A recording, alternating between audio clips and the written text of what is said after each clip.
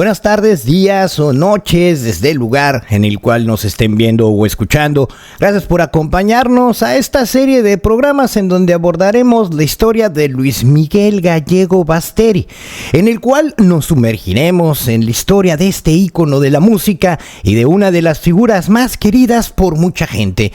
Entraremos en la historia del sol, de este trabajo de recopilación y de investigación de diferentes fuentes, como son las obras de Javier León Herrera y el libro de Luis Mi Rey, así también como la participación con Juan Manuel Navarro en Oro del Rey y Luis Miguel la historia, y Alberto Tavira por Debajo de la Mesa, así como diferentes archivos fotográficos y visuales que hacen imposible compartirlo en un solo programa, a través de la historia y de testimonios de las personas más allegadas al histrión y su polémica serie de Netflix. Pero ¿qué se dejó de decir en esta serie?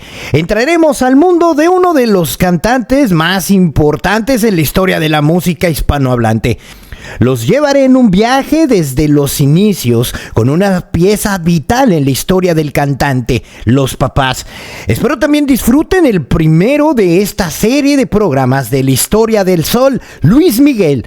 Pero antes de comenzar, quiero agradecerle a los miembros del canal y a todas las personas que nos brindan la oportunidad de llegar a sus hogares a través de su televisión o sus dispositivos y que comience la historia desde sus raíces.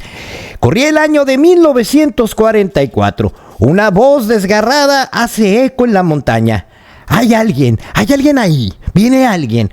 Es un joven sediento y cansado que llama a la puerta de una casa en un diminuto poblado de la Toscana. La noche se le ha echado encima en pleno campo Cecina y llevaba detrás de sí cientos de kilómetros a pie. Aunque su viaje le quedaba poco por concluir, la guerra ha tomado un cariz fatal para Alemania. Es italiano, pero también es un perdedor. Un humilde hogar en la provincia de Massa Carrara, en la que ya se encontraba su próximo destino. Ahí le esperaba su familia y su gente. ¿Qué desea usted, señor? Señora, por favor, soy un soldado. Solo quería ver si es posible alguna cosa de comer o un rincón para que pueda dormir el día de hoy. Vengo caminando desde Alemania. Soy toscano y voy para la Castagnola. Mi marido está a punto de llegar. ¿Viene usted de Alemania, dice? ¿Viene de pie? Sí, de Alemania. Alemania es un caos, un desastre. La gente huye. Auténtico infierno pasa por ese país. Y mi familia sin saber que estoy vivo o muerto. Las últimas palabras son interrumpidas. Es Roberto Grassini, un campesino, hombre de tez morena y fornido, 46 años detrás de sus músculos. Por cierto, no me ha dicho su nombre. Oh, sí, disculpe, Basteri. Mi nombre es Sergio Basteri. Demasiado hemos sufrido ya por culpa de este bastardo de Mussolini. Nos ha llevado al caos y a la pobreza, al luto de miles y millones de familias. Bueno. Ahora venga, le mostraré el lugar donde podrá usted dormir. Imagino que ha de estar agotado, así que sígame. Aquí mismo podrá descansar. Por cierto, tendrá muy mal los pies. Le traeré algo para que pueda remojarlos. 5 minutos después, Roberto regresa con un cubo de agua, un vaso, una esponja y un trozo de pan con queso. Nosotros nos levantamos al amanecer. Usted cuando despierte puede hacer lo que desee y luego seguir su camino. Si no nos volvemos a ver, que tenga mucha suerte, señor Sergio Basteri. Piensa en el tiempo que ha transcurrido, en su hermano mayor Piero y en Franco y Renato, y también en esas dos pequeñas niñas, Carolina y la más pequeña, Adwa. Podría encontrar trabajo en las canteras. ¿Y por qué no una mujer bonita? A él se le daba bien. Sabía que él era guapo y no tendría dificultades. No tendría problemas para casarse y tener su propia familia. Desde las 12 horas de duro caminar, allí estaba el mar y estaba encostado su hogar. Las casas se pegaban a la costa del Mediterráneo en las marinas de Massa y la marina de la Carrara. Al fondo, como escoltando las playas, las montañas de los Alpes apuanos, los principales santuarios toscanos. La pesadilla se acababa. Ferruccio Basteri se casó con Ida y con la idea preconcebida de seguir una tradición de una familia numerosa, así que Aida se casó tremendamente enamorada de su esposo. Además de esto, trabajador y tradicionalista y honrado, sin más que vicios que el fútbol del calcio, como le llaman aquí en Italia. Pronto tuvieron a su primer hijo tras la guerra, cuando finaliza en 1919. Le llamaron Piero, luego llegó Carolina, y en 1924 vino Sergio al mundo. 4 años después nació Franco. Renato, nacido en 1933, y 4 años después, Auda, la segunda niña. Ya en las postrímeras de la Segunda Guerra Mundial nació Enzo, el Benjamín. Mamá, mamá, corre, es Sergio, ha vuelto, me ha avisado Giuseppino. Sergio estrecha fuertemente los brazos de su madre. Alzó la mirada y encontró una lágrima en la mejilla de su padre. Fue un infierno, papá, el infierno en vida. ¿Estás bien, hijo mío? Ya pasó, ya pasó. Ni la guerra ha podido contigo. Sergio, lávate un poco. Ahí tienes mis utensilios para hacerlo. Tendrás muchas cosas que contarnos, muchas cosas de qué hablar. No se equivocaba Ferruccio al bromear sobre el carácter de su tercer hijo. Sergio fue desde pequeño un muchacho introvertido y de muy difícil carácter. Ferruccio había señalado en más de una ocasión a su esposa las preocupaciones que embargaban por su pequeño hijo. Mira, Sergio, las cosas aquí están muy mal y con muchas escaseces. Una vez que acabe todo el conflicto, tendremos seguramente que emigrar para poder mantener la casa. Tu madre seguirá vendiendo verduras y haciendo todo lo posible para salir adelante. Y tú ya tienes 20 años y debes de intentar echar una mano en la casa. No pasaron muchos meses desde aquella conversación cuando supo que volvería a partir, una vez más para vestir el uniforme. Y eran muchos los que preferían emigrar hacia América, preferentemente hacia la Argentina. Cuando supo que en Verona su destino era inmediato, pensó rápidamente en la mítica ciudad del amor de Romeo y Julieta. Se imaginaba paseando por las calles con el uniforme implacable, su cigarro en la boca y con su apuesta figura deleitando a las muchachas de la comunidad. Fedora trabajaba de camarera. Está casada y su mejor amiga la está esperando para poder ir juntas a casa. Oye, banda, ¿no has visto aquel soldado que está ahí? Sí, aquel de bigotito. Está buscando trabajo. Esa noche la luna estaba llena. Perdón, señorita, ¿le importa si me siento aquí con usted? Parece que está muy sola. Es que es usted muy bonita. Es usted hermosa. Gracias, soy de Venecia, ¿y usted? Yo soy toscano, de la Masa Carrara. Sergio creyó haberse enamorado de su belleza. El romance entre ambos se intensificó con el paso de los días y las semanas. Fue en una de aquellas veladas íntimas cuando empezaron a planear la posibilidad de comunicar el descubrimiento que se hizo 3 días atrás. Así es, Sergio estaba esperando un niño. Si es niño se llamará Sergio. Si es niña te dejo que tú elijas el nombre. Marcela. Si es niña se llamará Marcela Basteri. En el hogar de los Basteri las dificultades han aumentado. Ferruccio ha tenido que emigrar a Bélgica en busca de recursos. Ida vende frutas y verduras en el mercado para sacar a duras penas a la familia adelante. Pero también sería importante o interesante a la par escuchar las raíces de la familia de Luis Rey, del papá de Luis Miguel. Todo comienza con Rafael Gallego Reyes y Matilda Sánchez Repiso. Esperaban un tercer hijo, así que corre el año de 1945. Son tiempos duros en España, un país recién salido de una guerra civil y padece hambre y miseria por doquier. Las penurias no escapan a los habitantes de Cádiz, la capital de la provincia más meridional de la península ibérica. Así que en el número 3 de la calle de Santo Domingo, Matilde está a punto de dar a luz a un nuevo gallego. Una comadrota la asiste. Matilda se retuerce de dolor. Es un niño. Otro niño, señora. Tiene usted otro niño.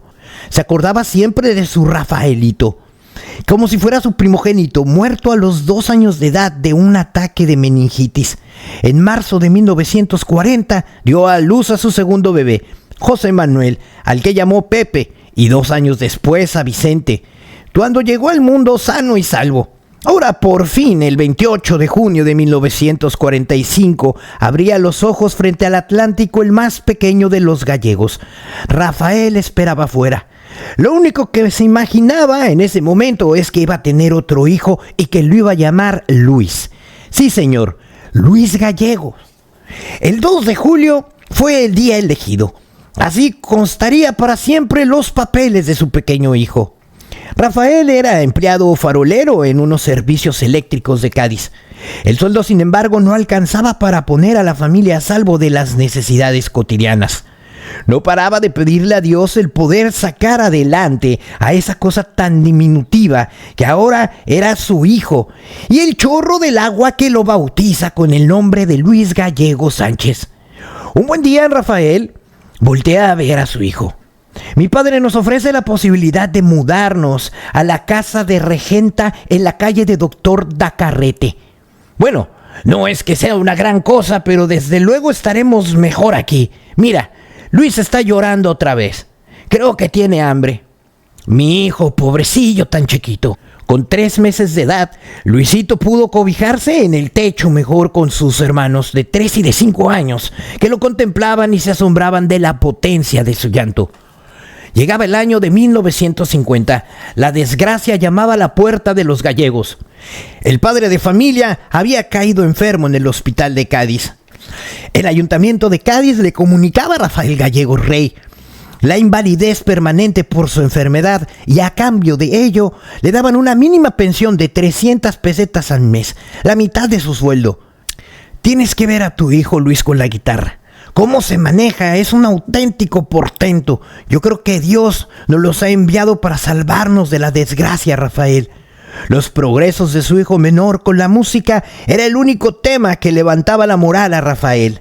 En 1952, y con tan solamente 6 años de edad, fue a dar el primer concierto en el café de la redacción del Diario de Cádiz, que se celebraba en el balneario de Palmas, interpretando la Toscana y la fuga de Bach a la guitarra, y dejando boquiabierto a cuánta persona lo escuchaba. Parecía que la familia Gallego podría empezar a respirar después de aquellas actuaciones de Matilde y que contemplaban orgulloso cómo su hijo menor era requerido en las emisoras de radio y cómo lograba aportar a la economía familiar la impresionante cantidad para aquella época de 10,000 pesetas. Todo Cádiz se mostraba orgulloso de aquel nuevo talento.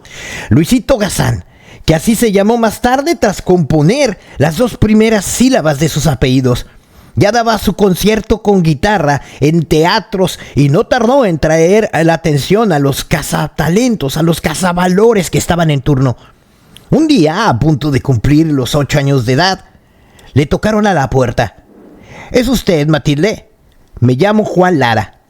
¿Es usted el que escribió Toros y llevó a Antonio Molina? El mismo que viste y calza. Mire, es referente a su hijo Luisito. Estoy organizando una gira con los Joselitos del cantante. Es que en aquella van a participar otros niños y esta es una gran oportunidad para su hijo. Uno de los que probablemente podría ser elegido en Madrid para lanzarlo en las mismas dimensiones de Joselito. Así que Matilde creyó que efectivamente era una gran ocasión.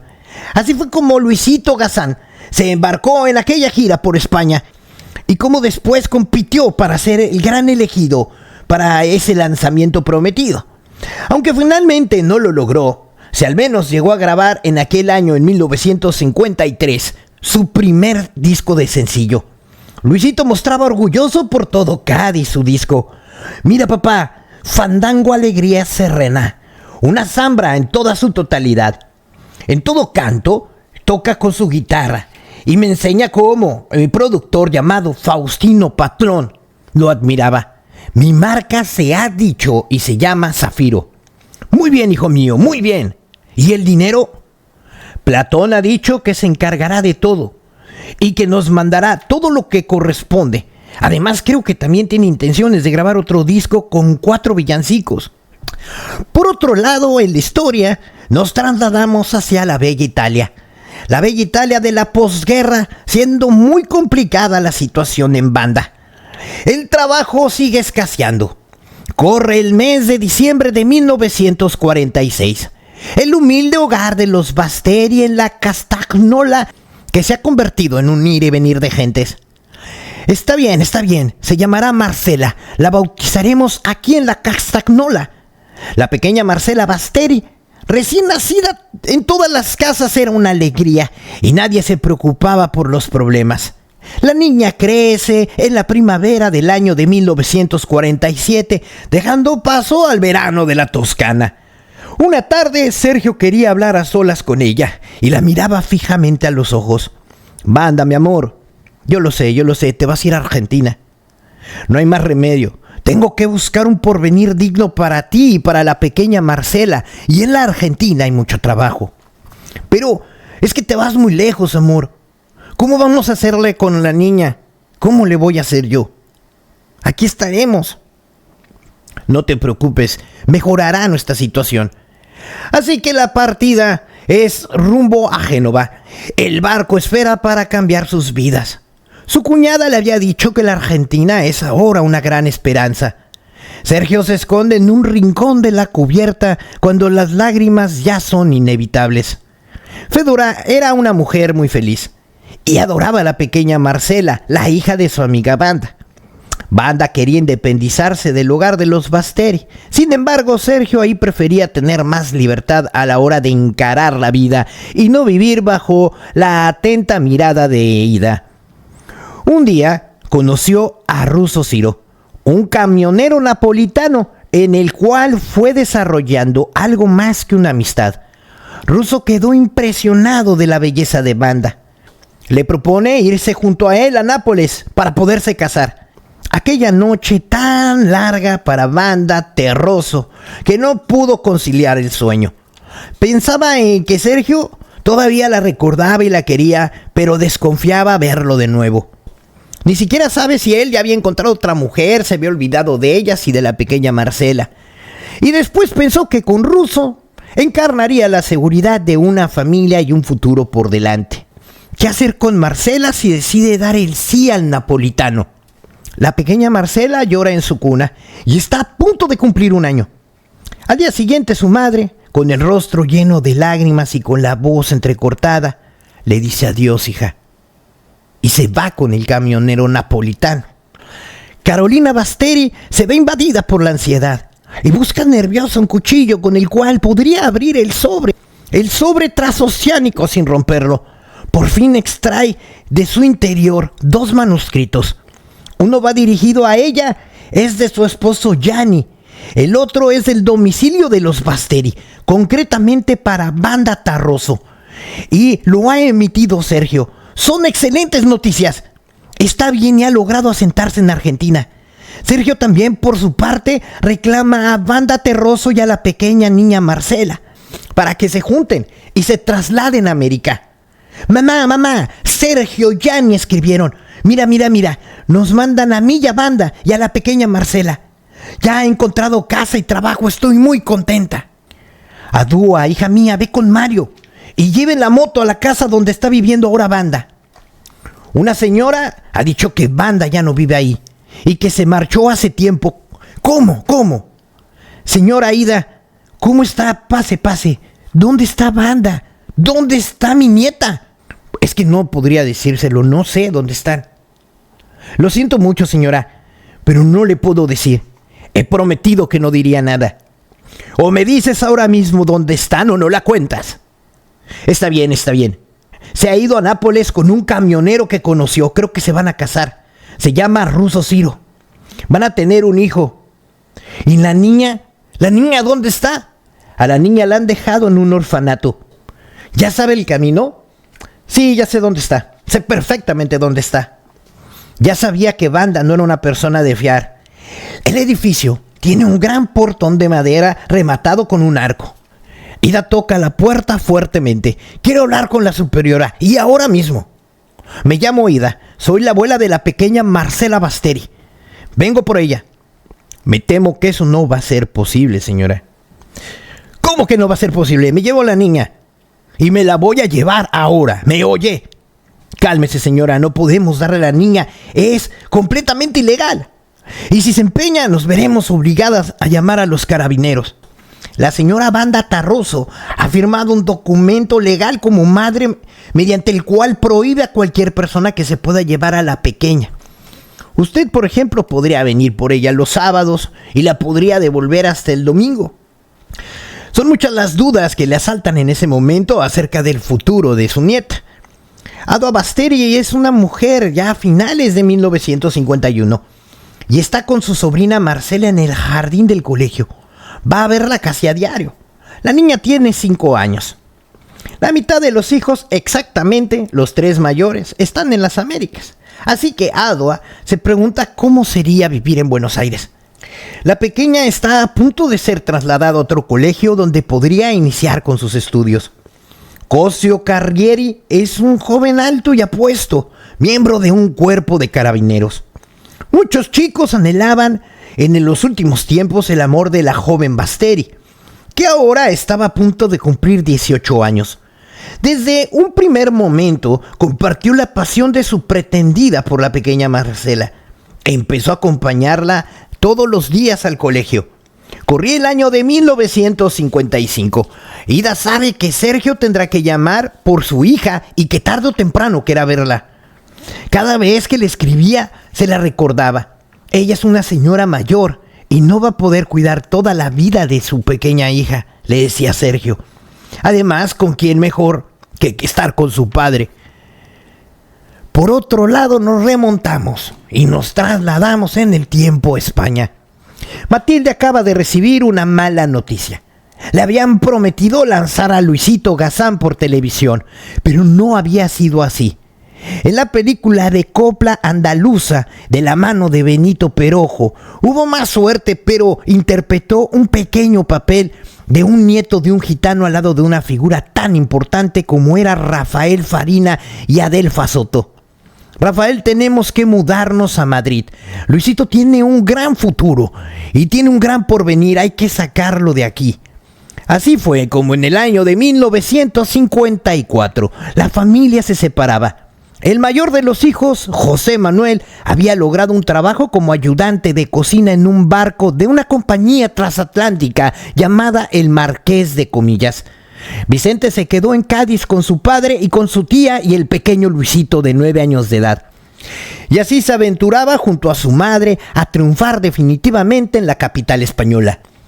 Después de la guerra, logró salir adelante convirtiendo su casa en una humilde pensión situada en el número 9 de la calle de Calatrava, en pleno corazón del Madrid castizo. En la recepción del viejo inmueble hacía bastante frío. La mitad de los ladrillos estaban rotos. El teléfono negro que estaba colgado en la pared funcionaba a ratos. La foto del caudillo en uno de los objetos más nuevos y mejor conservados con que chocaba el huésped al poner los pies en el interior de la casa. Angelita va a ver una mujer y a un niño con varias maletas. Buenos días, mijo. Nosotros nos venimos a instalar en Madrid. Él es Luisito Gazán, es cantante y toca la guitarra. Ya ha grabado varios discos. Venimos a probar suerte. Cuando el niño sea famoso, seguro que se acordará de este lugar. ¿Verdad, Luis? El pequeño asiente con la cabeza y la dueña de la pensión, Matilde Sánchez, los recibe. Se convertirá en el nuevo Joselito. Francisco Enríquez está sorprendido de las habilidades del joven gaditano con la guitarra y se une con frecuencia al concierto improvisado que Luisito le daba en el salón. Este niño llegará muy lejos. La cita del día siguiente es bastante importante. Su representante ha logrado acudir a la radio, Bobby de Glane, un chileno que se convirtió en el rey de las radiodifusoras en España. La actuación en directo de Luisito en la radio fue un tremendo éxito. Así fue como José Luis Péquer lo llevó a uno de sus programas más populares entre todos los españoles, conocido como Cabalgata de Fin de Semana. Sin embargo, los días avanzaban y las reservas de dinero disminuían. Estos pequeños destellos de éxito no eran suficientes para poder hacerle frente a las necesidades económicas, así que Luisito no acababa de despuntar. Angelita no sabía cómo decirlo, pero un buen día habló Matilde y le dio un ultimátum. O pagan los 10 meses que deben de renta o tendrán que abandonar la pensión, así que les dio un plazo de 15 días. Cuando peor estaban las cosas, por fin llegó una buena noticia. Llegaría Pepe, el mayor de los hermanos, que había desembarcado en España y se había trasladado a Madrid para ayudar con algo de dinero a su madre y a su hermano. La esperanza esta vez vino en forma de película, así que Luisito mostraba su entusiasmo y hablaba como un adulto en el bar donde se reunían otros jóvenes. Venga Luis, coño, échate un trago, tío, que ya eres un hombre grande. No le hagas beber al pequeño, reprochó uno de los contertulios. Pero al niño no le importó, él quería demostrar sombría. El pequeño cantante de cuerpo menudo, a veces hasta parecía tísico, se estaba convirtiendo en un adulto prematuro por las necesidades de la vida. El joven artista empezaba a saborear cada vez más, con más frecuencia, esos detalles que eran las debilidades del mundo en el que intentaba penetrar de manera tan prematura. Ángel Echenique y Encarna Sánchez son dos locutores que se intentan abrir paso en las radiodifusoras de España. Encarnan a una joven intrépida y decidida que ha quedado absorta con la facultad del pequeño Luisito, un niño que había dado la vuelta a España y era presentado con entusiasmo a todos los oyentes. En uno de los aparatos receptores, alguien se sorprendió. Miguel, ve rápido, escucha esto. ¿Quién es? Es este niño, puede ser aquí una bomba en Argentina, en Buenos Aires. Hermina López se equivocaba pocas veces, pero cuando ponía los ojos y veía sus oídos en una nueva promesa nunca fallaba. Tenía el poder y los medios suficientes como para subir a los que realmente valían y gozaban de sus beneplácitos. Y no tardó muchos días en salirse con la suya. Así que logró reunirse con la familia de los gallegos, incluido Rafael, el padre, a los que había citado en un restaurante, en un buen motel de la ciudad madrileña en la calle de Chegaray, para que la familia, a finales del año de 1995, fueran a comer y a escuchar la propuesta de Herminia López. Bueno. Y su hijo es un portento, y yo lo puedo llevar muy alto en la Argentina. Sería famoso y ganaría dinero. Necesitamos que ustedes firmen un documento ante el notario, mediante el cual yo pueda figurar como la tutora legal del niño, y de ese modo no tener ningún tipo de dificultad. Ya saben, es un niño menor de edad, y nunca se sabe. Todo en teoría había salido a la perfección. Ni Rafael ni Matilde pusieron la más mínima objeción en el proyecto, convencidos de las promesas y los proyectos de aquella señora y lo que encarnaba.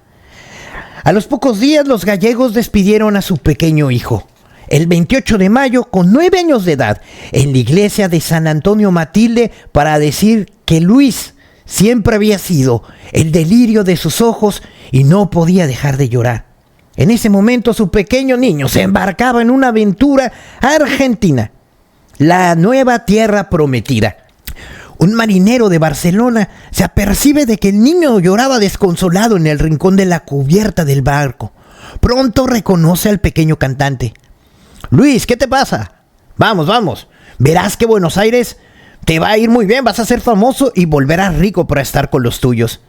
El niño escuchaba al marinero desconocido y de repente le confiesa que no tiene guitarra. Poco antes de partir tuvo que entregarla y sin su guitarra él no sabía vivir. Al llegar a la Argentina seguramente te van a comprar otra. Cuando Luis llega por fin a Puerto de Madero, al célebre Río de Plata, con una sonrisa infantil le embarga su rostro. Aquello le recordaba a su Cádiz natal. En el puerto estaba Herminia López.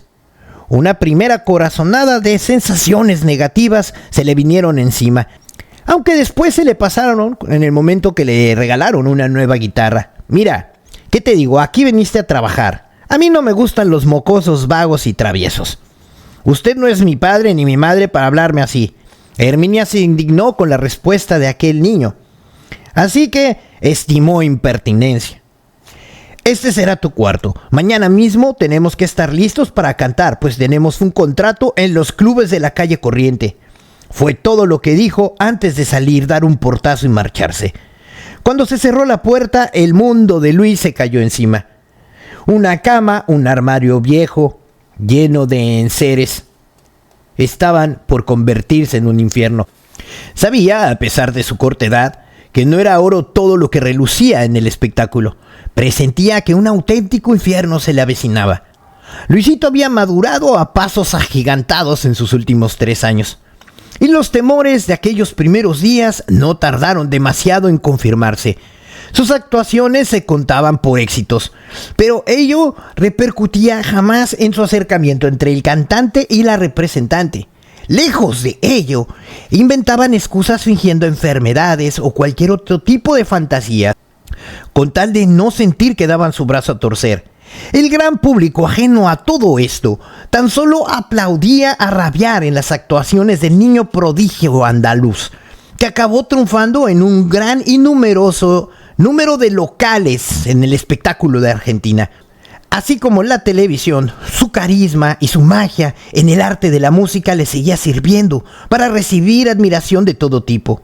Muy especialmente fue del andaluz de origen, un hijo de granadillos que se había abierto camino en Buenos Aires como curtidor de piel, Apolo Martínez, que era su nombre y que se convertiría a la postre en su amigo, en su ayuda, en su norte, en aquellas tierras extrañas y lejanas. También en la casa donde vivía logró hacerse con el cariño de una de las criadas, que era gallega y que se convirtió en su cómplice a la hora de pasarle latas de sardina en aceite cuando estaba castigado a no comer, o llevarle postales que escribían desde su casa. Luis los depositaba en unos zapatos viejos que habían dentro del armario, y la criada se encargaba de llevarla al correo y mandárselo a su familia. Lo hacía en sus días libres, y a través de la amistad de Apolo Martínez, este marinero llamado Vicente, que trabajaba en el buque de Cabos de Buena Esperanza y llevaba las cartas personalmente a Cádiz. Hermenina López se excusaba una y otra vez por no poder enviar comisiones. Luis ya le había dicho claramente a todos que se quería fugar. Y si bien el futuro en ese país iba a ser aguantando los mandatos de su tutora, no habría futuro para el pequeño guitarrista. El plan consistía en poder salirse de aquella especie de fortaleza y llegar hasta la casa de Apolo Martínez, quien se encargaría del resto. La criada preparó una bolsa con latas, pan y leche, junto con un mapa de Buenos Aires para que pudiera orientarse y no se perdiera. Su siguiente paso era dejar entreabierta la cancela de hierro del portón principal en la ronda nocturna y aflojar la luz de la lámpara del Porsche. Solo faltaba un último objetivo, pero este no se pudo cumplir. No pudo abrir la puerta del cuarto de Luis. El último obstáculo fue resuelto sin dificultad, salvo los 8 metros que separaban la ventana del suelo, con una cuerda hecha a base de sábanas atadas sigilosamente. Alcanzó la libertad sin más equipaje que la bolsa que le preparó la criada y su amiga la guitarra. Una vez en la calle empezó a correr, presa de un terrible miedo, de una terrible paranoia. Exhausto paró y se escondió detrás de unos cubos de basura. Trató de conservar la calma, a pesar de que no lograba encontrar la calle de Apolo Martínez en el viejo mapa que tenía. De repente una voz lo sorprende. ¿Y vos? ¿Y vos quién sos? ¿Qué haces en mi zona? ¿Te escapaste? Era un vagabundo de unos 40 años, cuya única identificación respondía al nombre de Guillermo. Le confesó que era bohemio, poeta y maltratado por la suerte y la vida. Así mataron las horas y el frío, y finalmente le confesó su situación y le pidió que le indicara el camino hacia la embajada española. A la primera hora de la mañana, advirtiendo lo que estaba sucediendo, Herminia López dio parte a la policía bonaerense, que de inmediato comenzó la búsqueda del fugado. Salió corriendo con todas sus fuerzas de un niño de su edad y llegó con bullicio a la calle de Florida, medio escondido en el trasiego del muelle. Atisbó un buque con la bandera de su país, observó a los mozos cargando provisiones para la cocina, robó una caja de cartón y dentro ocultó su guitarra. Se introdujo en otra caja enorme que no pudo llegar hasta la bodega. Una vez ahí, se metió dentro de esta caja e intentó dormir junto a su única compañera, la guitarra. quería despertar en alta mar. El domicilio de la familia Gallego llegó desde un telegrama en el mes de agosto de 1957. La compañía Aznar indicaba: en Puerto de Vigo, Galicia, en el mes de septiembre, en este barco viaja un niño de 12 años que responde al nombre de Luis Gallego Sánchez. Matilde y José Manuel irán hasta el puerto Pontevedres para recibir al pequeño. Y en el alta mar, Luisito, que fue descubierto muy pronto por un marinero en su escondite, ya era la mascota de toda la tripulación. Además, le había caído en gracia al capitán, que era un padre de familia que hizo gala de un enorme corazón, ya que solamente era cuestión de esperar para volver a abrazar a su madre fuertemente en el muelle de un desconocido puerto gallego y de encaminarse a su Cádiz natal. Después habría que volver a empezar en Madrid, donde pensaba volver a empezar con su carrera profesional. Y nos regresamos a Italia, justamente enfrente de la estación, donde se encuentra Alejandro Korn. Se encuentra en un hotel de Brosia. Es un hotel modesto, pero muy acogedor. Tiene fama en los suburbios de Buenos Aires. Ahora nos trasladamos en el tiempo. Alejandro Korn, que se encontraba enfrente de la estación, se encuentra en el hotel de Brosia, que es un hotel modesto, poco acogedor, pero que tiene fama en los suburbios de Buenos Aires. Han alojado a muchos emigrantes españoles e italianos, trabajadores temporales que llegaban por centenares cada año a Río de la Plata, huyendo de la escasez que se vivía en Europa después de la guerra. En una mañana en la primavera de 1952, dos hombres que hablaban italiano entre sí acudieron a buscar una pensión. Buenos días, mi nombre es Basteri, Sergio Basteri, y este es mi primo Giuseppini. Busco una pensión, voy a trabajar en la construcción con el señor Cartonovi. Soy albañil, en realidad. Hola, yo soy Catalina Mesín. Le daré rápidamente su habitación. Bienvenido, señor Basteri. Juan Domingo Perón estaba a punto de dejar el poder de la Argentina. Sergio y Catalina, que con el paso de los años han entablado una gran amistad, y después de que le rompieron el corazón a Sergio, se miraban fijamente cuando hablaban de la suerte que podía correr el presidente. Hace mucho que cada uno de ellos tenía miedo en dar el primer paso, pero saben, por otro lado, que es cuestión solamente de tiempo. Lo que separa es encender definitivamente de la llama del amor. Yo me preocupo de mi hijita, de Marcela. Mi familia me dice que siguen ocupándose de ella, aunque no la han podido sacar del colegio, pero yo quiero que la traigan aquí a Argentina. Fue la palabra que precedió al primer beso, donde estaba escrito que Sergio y Catalina se convertirían en una pareja. Iban a vivir juntos. No se iban a casar de momento, pero iban a procurar reclamar a la hija de Sergio e intentar una nueva vida en Argentina. Catalina pondría a la venta el hotel y Sergio construiría con sus propias manos una casa para ambos en San Vicente. Una zona tranquila en el campo para poder desarrollar una nueva vivienda. Sergio brinda feliz, por fin va a poder crear el hogar que no pudo formar años atrás, cuando esperó en vano la llegada de Banda y de Marcela. Ahora tiene otra mujer, tiene otros sueños. Ahora debes decidir vos sobre Marcela. Le recordaba a su compañero. La traeré, esperemos los trámites en cuanto podamos. Voy a pedir a mi hermana Carolina que me ayude y que me preste dinero para el pasaje de mi hermano Piero, para que me ayude a traer a Marcela. Sergio no tenía dinero, estaba construyendo su casa. Así que Ferruccio miraba y miraba. Por fin que esa Carolina me escribe y me manda los papeles de Sergio para que Marcela se vaya a Argentina. El día de la despedida es especialmente triste para Auda, ya que su sobrina le hablaba con la ternura que siempre lo había hecho. Vaya, tía, yo me quería quedar, me gusta estar con vosotros, pero pues tengo que ir con mi papá. Adiós, Marcela. Una funcionaria de nombre Rosa se lleva a la niña y la entregaría en Buenos Aires. La niña no llora, solamente mira alrededor y se deja impresionar por las embarcaciones tan tremendas que saben que la llevarán con su papá, ¿Quién le ha dicho que es un hombre guapo como ella? El fuerte sol del mes de diciembre de 1957 cae sobre la multitud que se amotinaba en el Puerto Madero. Todos se saludan con entusiasmo. La entrada en una enorme embarcación de la bandera italiana ondeando en el aire.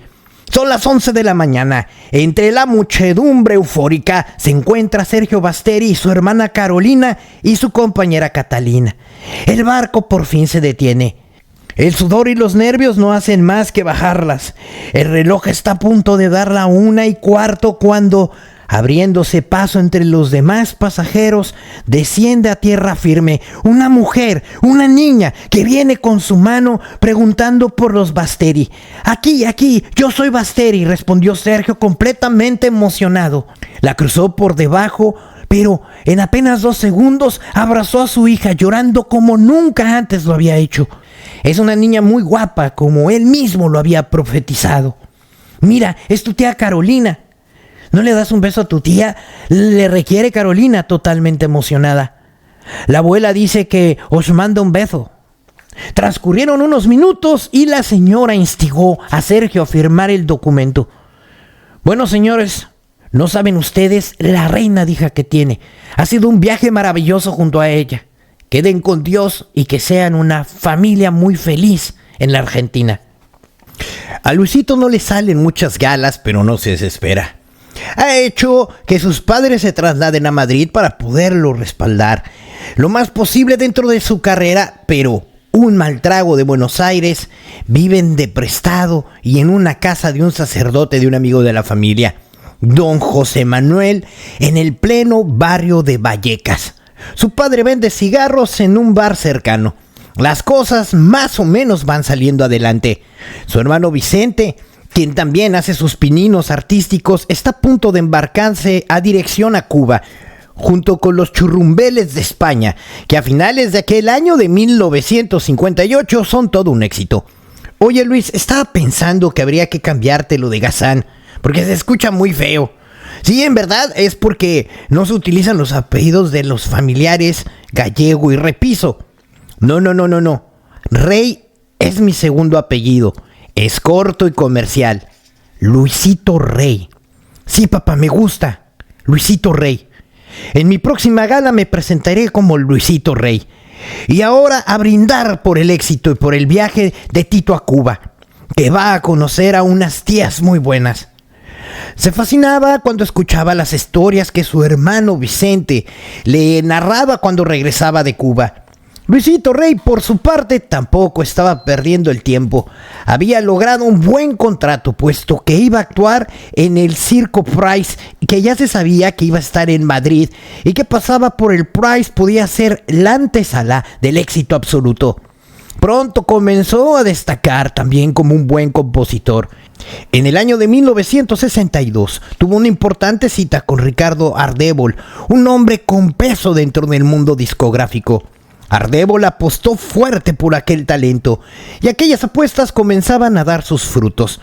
Los discos empezaron a comercializarse, sus apariciones en televisión y en programas de máxima popularidad como Noche de Estrellas se hacían más frecuentes. Llegaron las giras, se empezó a codear con las figuras de la época y hasta componer para otros cantantes de éxito como el gitano Rumbero Peret. Ya con 18 años cumplidos, el joven cantante sorprendió a todos enseñando su primer coche, un Goldini, y que ya se sabía que para 1963 el que tenía un coche podía presumir de vivir bien. La vida le sonreía al pequeño de los gallegos. Tenía por el momento todo cuanto anhelaba, éxito con sus canciones, y todo gracias a él y a su talento y su arte. Cuando la Marina llamó a las filas a Vicente Gallardo en 1962, a su hermano pequeño le entró un escalofrío por todo el cuerpo. A ver, ¿que me van a reclutar a mí para la Marina? No sé, a lo mejor quizá pueda falsificar algún certificado médico, lo que sea, decía en aquel verano de 1964. Lo siento, Luis, no podemos hacer nada. Y de todos modos, también tienes que preocuparte, hombre, porque le estás cumpliendo a la patria y luego seguir funcionando. Se marchó con evidente enfado después de colocarse sus gafas solares. Se refugia en el bar que habitualmente frecuentaba y una joven le requiere un autógrafo. Tras concedérselo, se gira hacia la barra y solicita un whisky al camarero. Tendría que ser rapado casi a cero y empuñar un fusil. Tiene que hacer algo y pronto. Fugarse, desertar, podría ser una opción. Todo valía antes de presentarse a las filas. Un día después de los acontecimientos que se iban a agravar, Ardebol estaba al otro lado del hilo telefónico. Me van a arreglar un pasaporte falso y me van a buscar una vida nueva. Ya cambiarán algún día las cosas y yo ya seré mayor. Tengo ya casi 20 años y yo sé lo que hago. El día que un funcionario de policía se presentó en el domicilio familiar, Matilde le anunció que su hijo ya no estaba y que desconocía su paradero. En Francia, Luis Gallegos Sánchez se convirtió en Luis Miguel Gallegos. Su nombre falso no le llevó mucha imaginación. Utilizó el nombre de Luis Miguel, pues él siempre había admirado al torero que públicamente decía que era el número 1 y además era un auténtico playboy. Bastó añadirle solamente una letra a su primer apellido. Remontándonos en el tiempo, en una historia paralela, Carolina ya había sugerido a su hermano que la niña podría quedarse con ellos en Lanús, donde tendrían una mejor oportunidad de ir a la escuela mientras que él acabaría la casa de San Vicente. Además podría estar con su primo Ángel. Se quedó con su tía, aunque muchos sábados Marcela iba a casa de su padre. Después de transcurrido aproximadamente un año, se marchó a vivir con Sergio y con su madrastra. Hay que ver a esta señora Cata. ¡Qué cielo de ahijada tiene usted! ¿Y cómo le gusta la costura?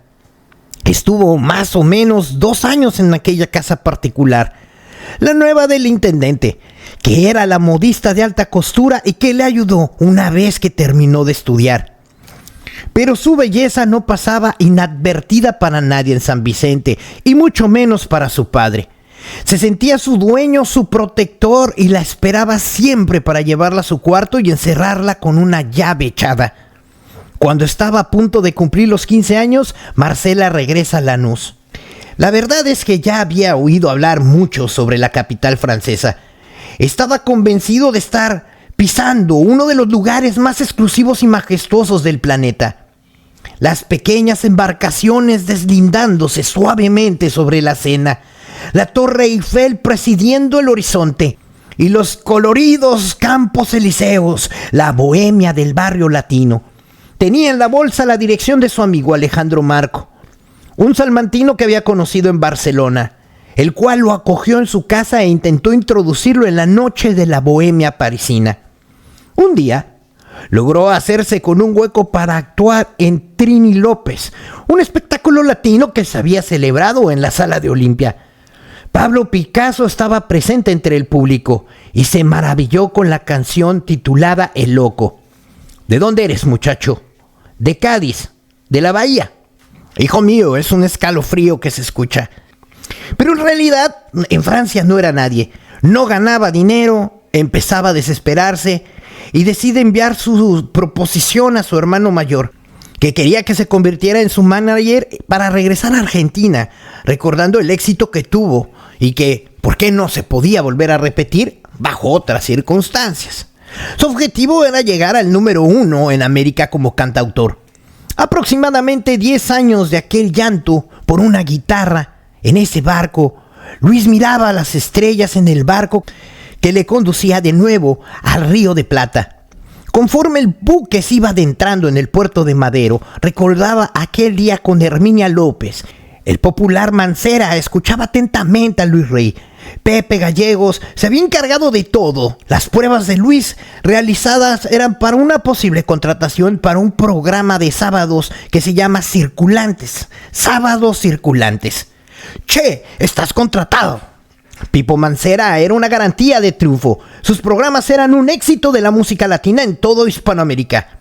Y además de eso, Luisito renueva su contrato con la CBC, por lo cual la vida en Argentina empezaría a parecer con mayores porvenires, mejores tiempos vividos que en Barcelona. Y no tardaría mucho en hacerse con una popularidad. Pepe, esta noche nos han invitado a una jornada tremenda. Una jornada que empezó con una cena exquisita.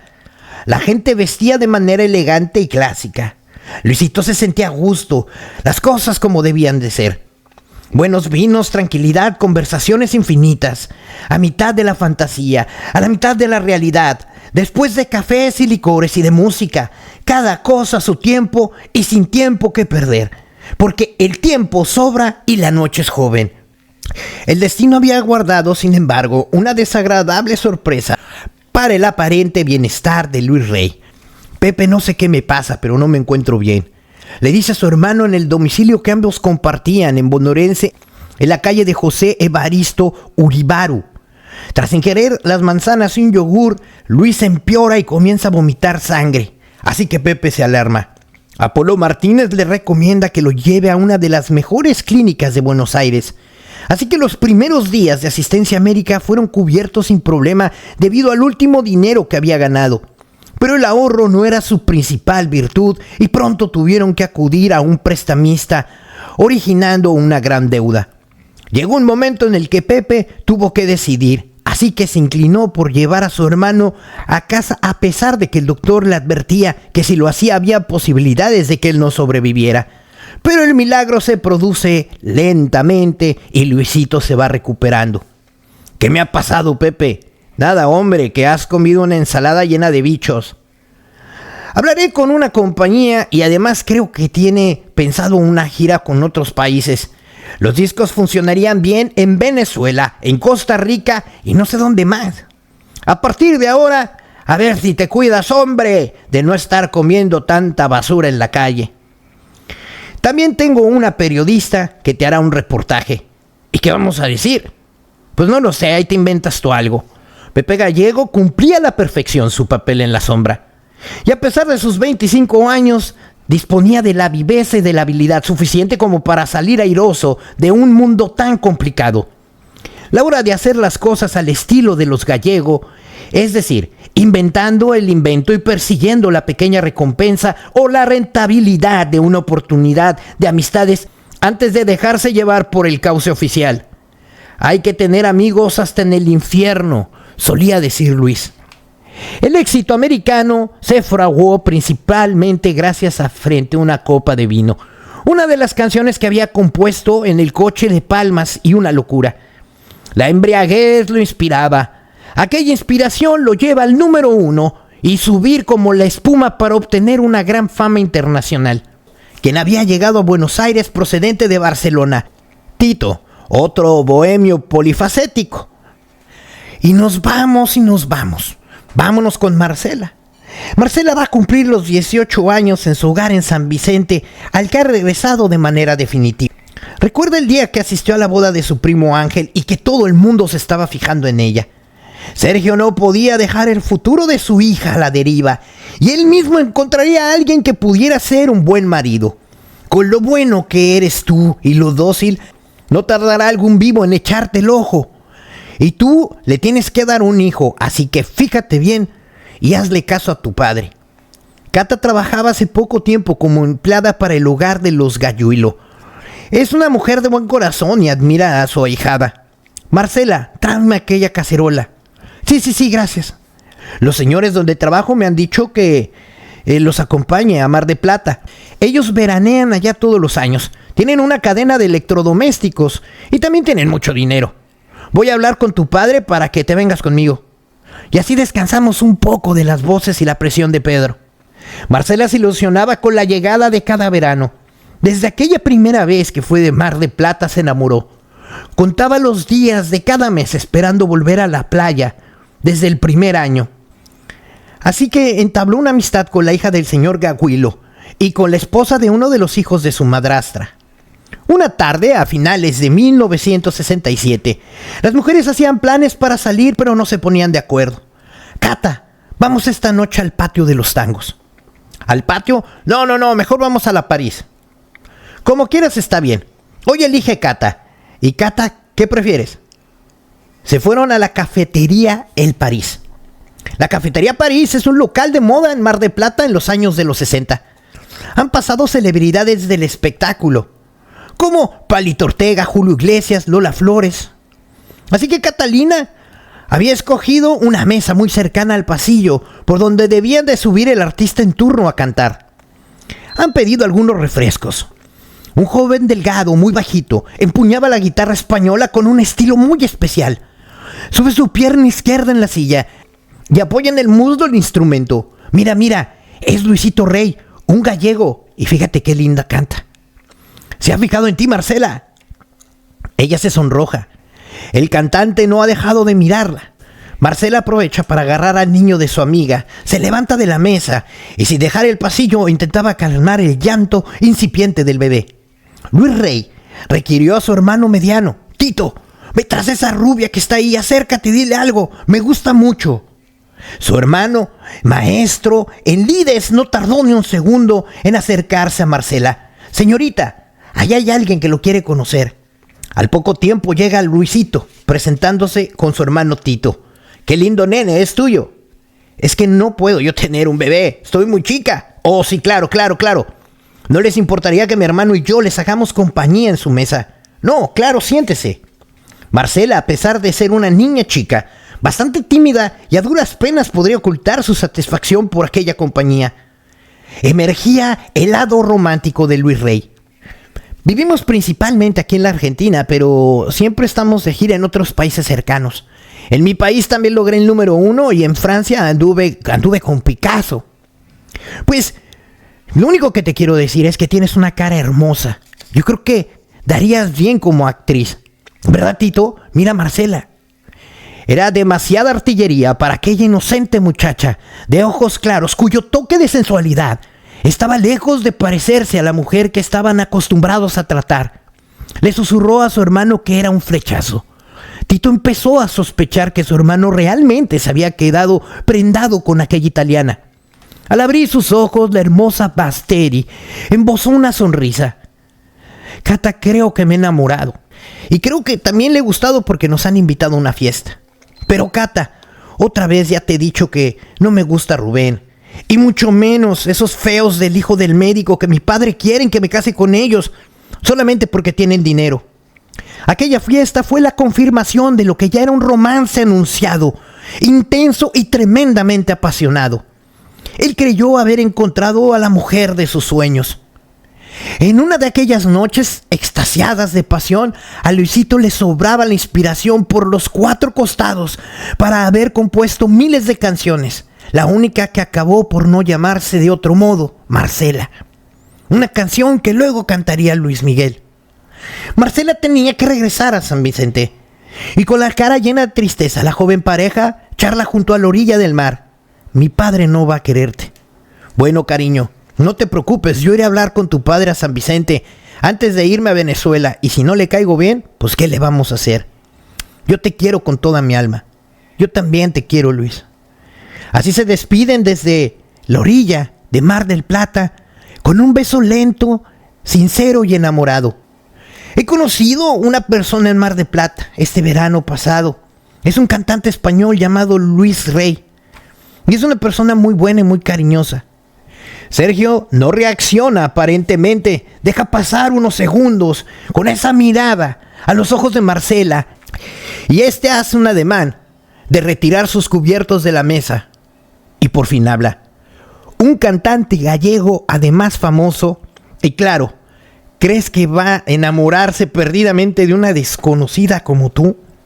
¿Que no te gustan los muchachos que hay aquí? El hijo del médico, por ejemplo. Marcela no esperaba que su padre aplaudiese aquella relación. Y cuanto menos que la entendiera. Sergio Basteri no dio crédito a sus ojos el día que después de volver del campo entró a la casa y vio a 2 desconocidos sentados. Uno de ellos tenía un aspecto que lo invitaba a la reprobación. Con esas patillas, esos zapatos de tacón alto y esas ropas. Este es Luis. No tuvo tiempo de pensar ni siquiera en estrechar la mano y no trató al menos de guardar ni una mínima apariencia.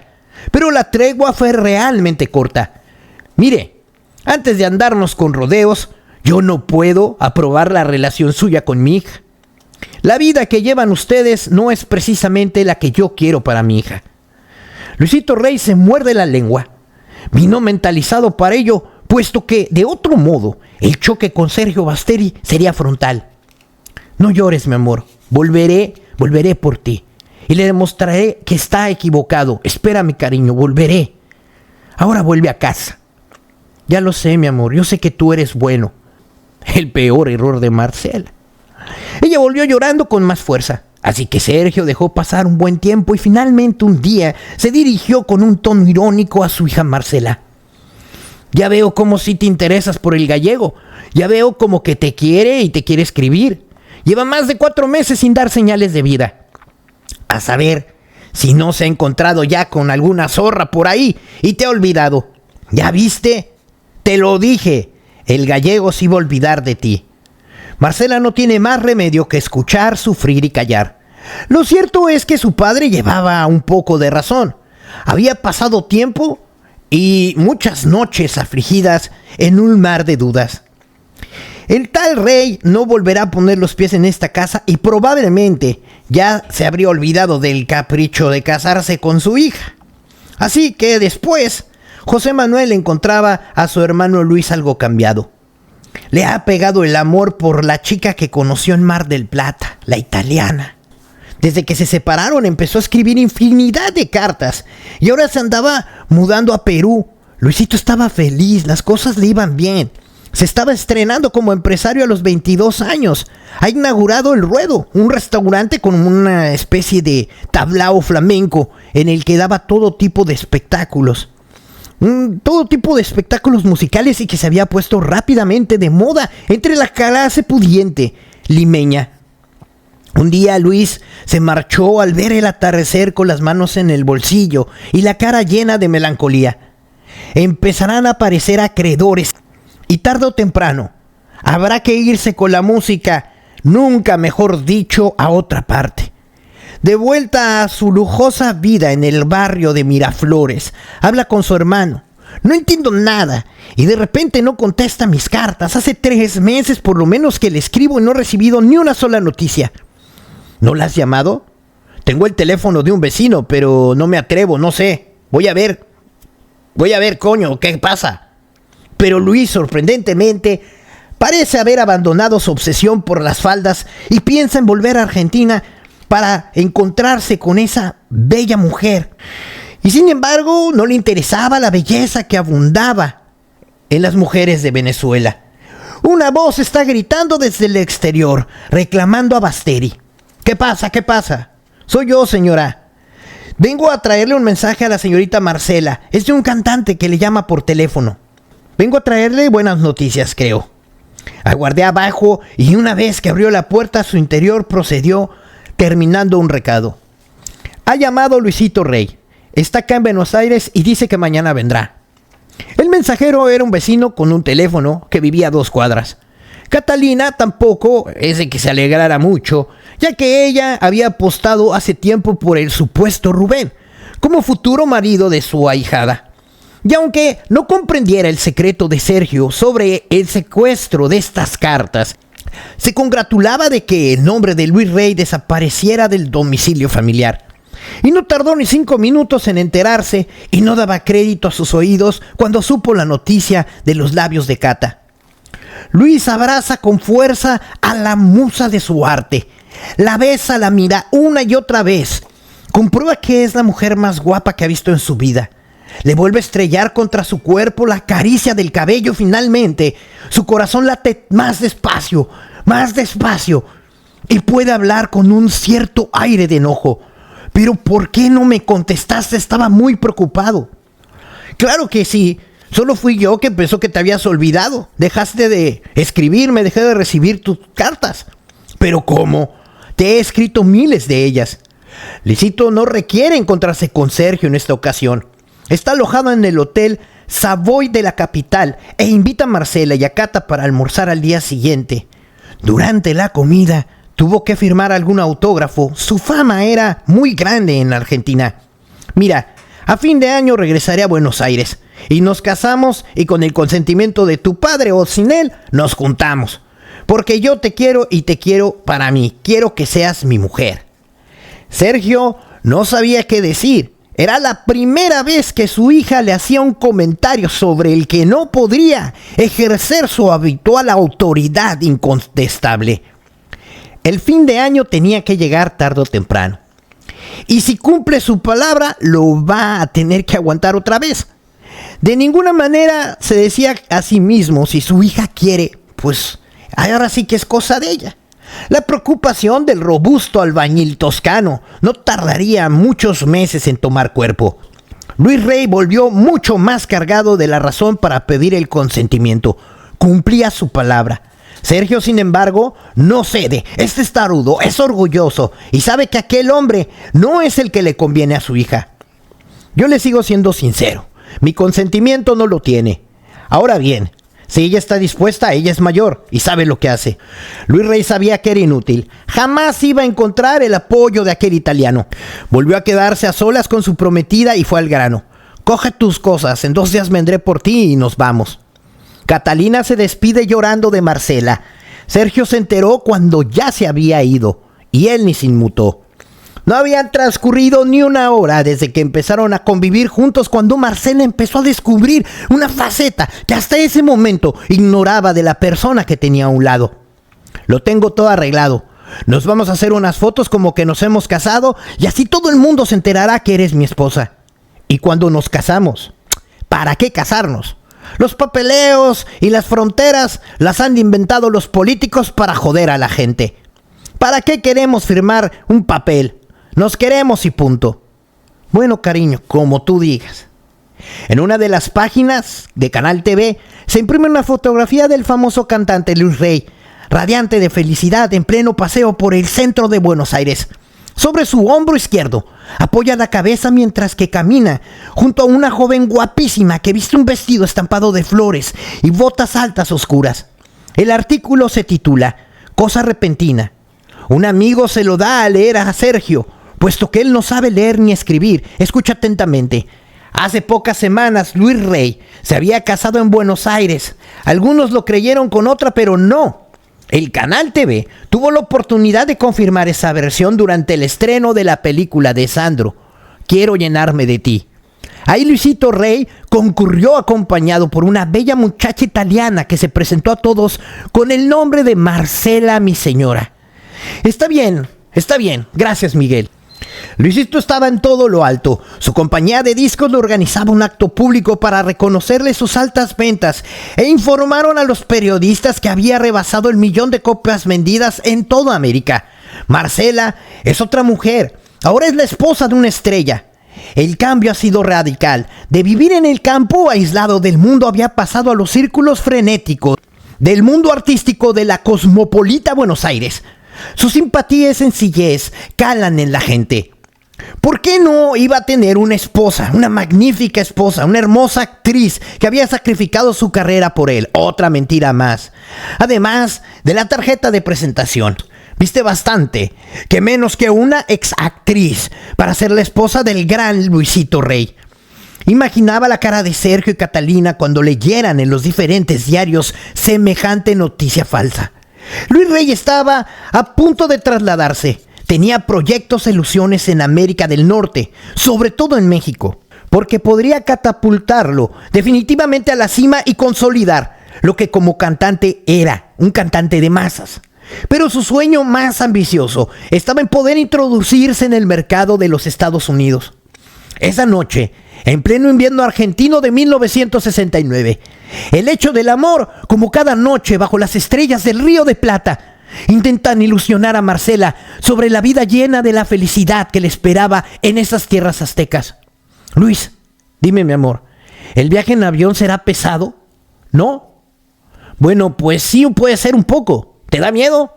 Miedo no, pero ¿el bebé no le pasará nada? Preguntó al tiempo que embozaba una sonrisa. ¿Al bebé? Pero, ¿cómo? ¿No me dijiste nada? ¿Segura? ¿Estás completamente segura? Soy mujer, cariño. Dios mío, es fantástico. Tengo que decírselo a Pepe y escribirle a mamá. Amor mío, ven aquí, mi amor. Luisito rebosaba con tanta emoción que no podía resistir el deseo de volver a amarla, a la que sería la madre de su primer hijo. Ese niño se ha concebido en el suelo de la segunda patria de Marcela, que la cogió siendo una niña, y también de Luis. Estaba a punto de nacer Luis Miguel. Rafael, mira qué alegría, es un telegrama de Luis. Lee. Que tu hijo pequeño te va a ser abuelo. La Marcela, la mujer de Luis, está embarazada. Aquí pone también que acaban de llegar a México y que creen que ahí nacerá. Hay muchas posibilidades de que ahí pueda seguir su carrera. Luis, mi hijo, Luis. Aquel caluroso día de verano de 1969 tuvo sin duda un color especial en la ciudad de Cádiz. Sergio había recibido la primera carta de su hija desde que ella lo había abandonado en la Argentina. Deja que me ponga mis lentes, vamos a ver. Marcela, ¿estás bien? El viaje a México fue bastante pesado y llegó con el estómago revuelto. Dice que todo esto es debido a su embarazo. Habla de una muy buena amistad que ha entablado con el cantante Marco Antonio Muñiz y su esposa. Y al principio estuvieron en un hotel, pero ahora viven en un departamento en la calle de Insurgentes con Xola. Luis haría una gira a Puerto Rico y a Miami, y ella se quedaría en México. Luis Rey, como tantos otros artistas, acuden a México a confirmar sus buenos momentos como cantantes. En ese verano de 1969 llega al Aeropuerto Internacional de la Ciudad de México y está junto a él su hermano Pepe y su esposa. Marco Antonio Muñiz, un cantante de éxito, se va a convertir en una de las estrechas amistades de Luisito, que lo había conocido en sus buenas épocas en España en 1964, cuando Marco actuaba en Florida Park. Emilio Santamarina, padre de la cantante Maciel, les había presentado. Marco Antonio admiraba la vitalidad y el carisma de aquel pequeño cantautor andaluz, cuyo éxito con frente a una copa de vino había subido incondicionalmente. Junto a ellos empezaron a frecuentarse en fiestas privadas del medio artístico, donde Luis tocaba con su guitarra y dejaba a todos boquiabiertos. Estaba lleno de ilusiones. En México usaba el nombre de Luis Miguel Gallegos. La relación con los Muñiz se fue haciendo más estrecha y no dudó en acudir a su amigo en busca de favores. Marco, ¿cómo estás? Soy Luis. Oye, mira, quería hablarte porque es que resulta que estaba echando cuentas y tú sabes, me están achacando los ahorros, me estoy quedando sin dinero y pues estoy en un hotel de regular categoría y nos preguntábamos, Marcela y yo, si no tendrías tú la forma de conseguirnos algún departamento por ahí. Pues hombre, déjame checar, pero en un principio yo creo que sí. Justo enfrente de donde vivimos podrían ustedes echar raíz, aquí en Insurgentes esquina con Xola. Al día siguiente los Gallego estrenaban su primera casa en la Ciudad de México. El departamento era el número 4. Las dos familias empezaron a hacer una vida prácticamente común y se frecuentaban constantemente, comían cada día en la casa, un día abajo y otro día arriba. Las mujeres intimaron más. Existe más o menos 2 meses de diferencia, pero las dos mujeres estaban embarazadas. Y eso obviamente unía mucho más a la familia. Todo el mundo brinda por la buena ventura de las criaturas que están por venir al mundo en el próximo año de 1970. Marco Antonio y Luisito desiertan sobre sus carreras artísticas. El sueño se supone que es la conquista de Estados Unidos. Debemos conseguir un contrato, aunque sea pequeño. Porque si no vamos, la gente no va a saber de nosotros, decía el cantante mexicano. Venga, hombre, vamos con ese pedazo de guitarra a cantar por los futuros descendientes, vamos, decía Luis Rey. Ole, la gente bonita, Marco Antonio Muñiz, el más grande de los boleros, vamos, hombre. Por otro lado, Andrés García, que es un joven galán que ha roto el corazón de varias admiradoras. Su carrera como actor ya goza de una fama en varios países de Latinoamérica y desde hace unos años se ha asentado en México. Aunque sus orígenes es de la República Dominicana y sus padres son españoles. Está preparando su primera producción cinematográfica en plena edición de la película. Se plantea el tema de la banda sonora. Su socio, que a la sazón era el productor ejecutivo, tiene una iniciativa. Un cantante español sensacionalista, el de la copa de vino, la canción tan famosa, ya sabes. Y tiene una canción que le va de perlas a la película que se titula Soy como quiero ser. Luisito Rey, que trabajaba en la Copa de Champagne y otros cabarets de la época, y rápidamente se mostró muy dispuesto a colaborar con el film. El título de la cinta era Destrampados, producida en Miami. Yo tengo la canción para este tío. Es un tío muy cojonudo y se la regalo, porque si así es enseñándosela, le va a gustar. Escuchó aquella canción y quedó maravillado. Y tal fue el agrado que le produjo la composición que rápidamente se interesó en conocer al autor. Luis Rey, tanto gusto, soy Andrés García. La canción que nos has dado está genial, muchísimas gracias. De nada, hombre, ya te dije que eras un tío buenísimo. Pues nada, hombre, vamos a darnos unos tragos para celebrarlo. El primer encuentro entre el cantante y el actor produjo una sintonía especial que les haría entablar una amistad. Andrés García se maravilló por la personalidad tan peculiar de aquel español. Ya a Luisito, por otra parte, le convenía gozar de amistades tan valiosas como las que en ese momento representaba Andrés. En el número 628 de Insurgente Sur había un local que estaba de moda en las noches de la Ciudad de México que se llamaba Bulerías. Es un restaurante que se dedica con especial atención a la canción folclórica española. Juan Pascal Grau es un catalán afincado en México. Tiene fama entre sus amigos por su generosidad, por su altruismo y su enorme capacidad de trabajo. Del mismo modo, este hombre que lleva bien casi con todos los periodistas y las personalidades de la vida política, económica y social del país. Bulerías era su obra maestra y su orgullo. Y no pasó mucho tiempo para que se forjara una buena relación entre el cantautor andaluz y el empresario catalán.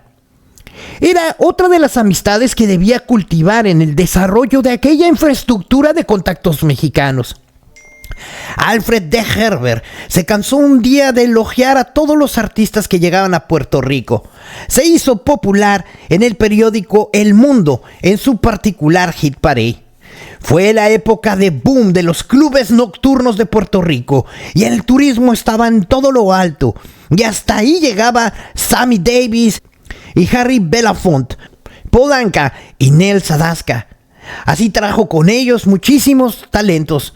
Alfred de Herber Producciones estaba convencido de que en Puerto Rico había suficiente talento y empezó a traducir las letras al español de las canciones americanas y a buscar nuevos artistas que irrumpieran con fuerza. Fueron las llamadas cantantes de nueva ola puertorriqueña, Chucho Avellanet, Lucecita Benítez y en definitiva la figura máxima de la televisión y la lista de los éxitos. Tras este éxodo, Alfred decidió entonces asociarse con el administrador Max Muñiz y crearon una nueva agencia dedicada a la representación de artistas y producciones de televisión para el Canal 4, al que fue a trabajar después de su exitosa época en el Canal 2. Un día estaba leyendo, como era costumbre, las revistas norteamericanas de Billboard y de repente se fijó en una reseña sobre el cantante español Luisito Rey, referente a su contrato con la Columbia en Argentina. Luisito era conocido en Puerto Rico y Alfred tuvo una corazonada profesional. Se interesó por aquella figura y mandó a pedir todos sus discos. Escuchó detenidamente aquellos discos y le llamaron la atención la manera tan especial que la tocaba. Le gustaron, pues, y con el paso del tiempo se enteró que iba a acudir a Puerto Rico. Su nombre estaba anunciado para varios días en el Hotel San Jerónimo Hilton. Estaba asistiendo a la demostración de un duende extraordinario con un talento indiscutible. Más que tocar, lo hacía hablar, llorar, reír, sentir. Era un fuera de serie ese tipo. Cada canción era como una novela en una interpretación con un actor consagrado. Al acabar la actuación, Alfred se presentó.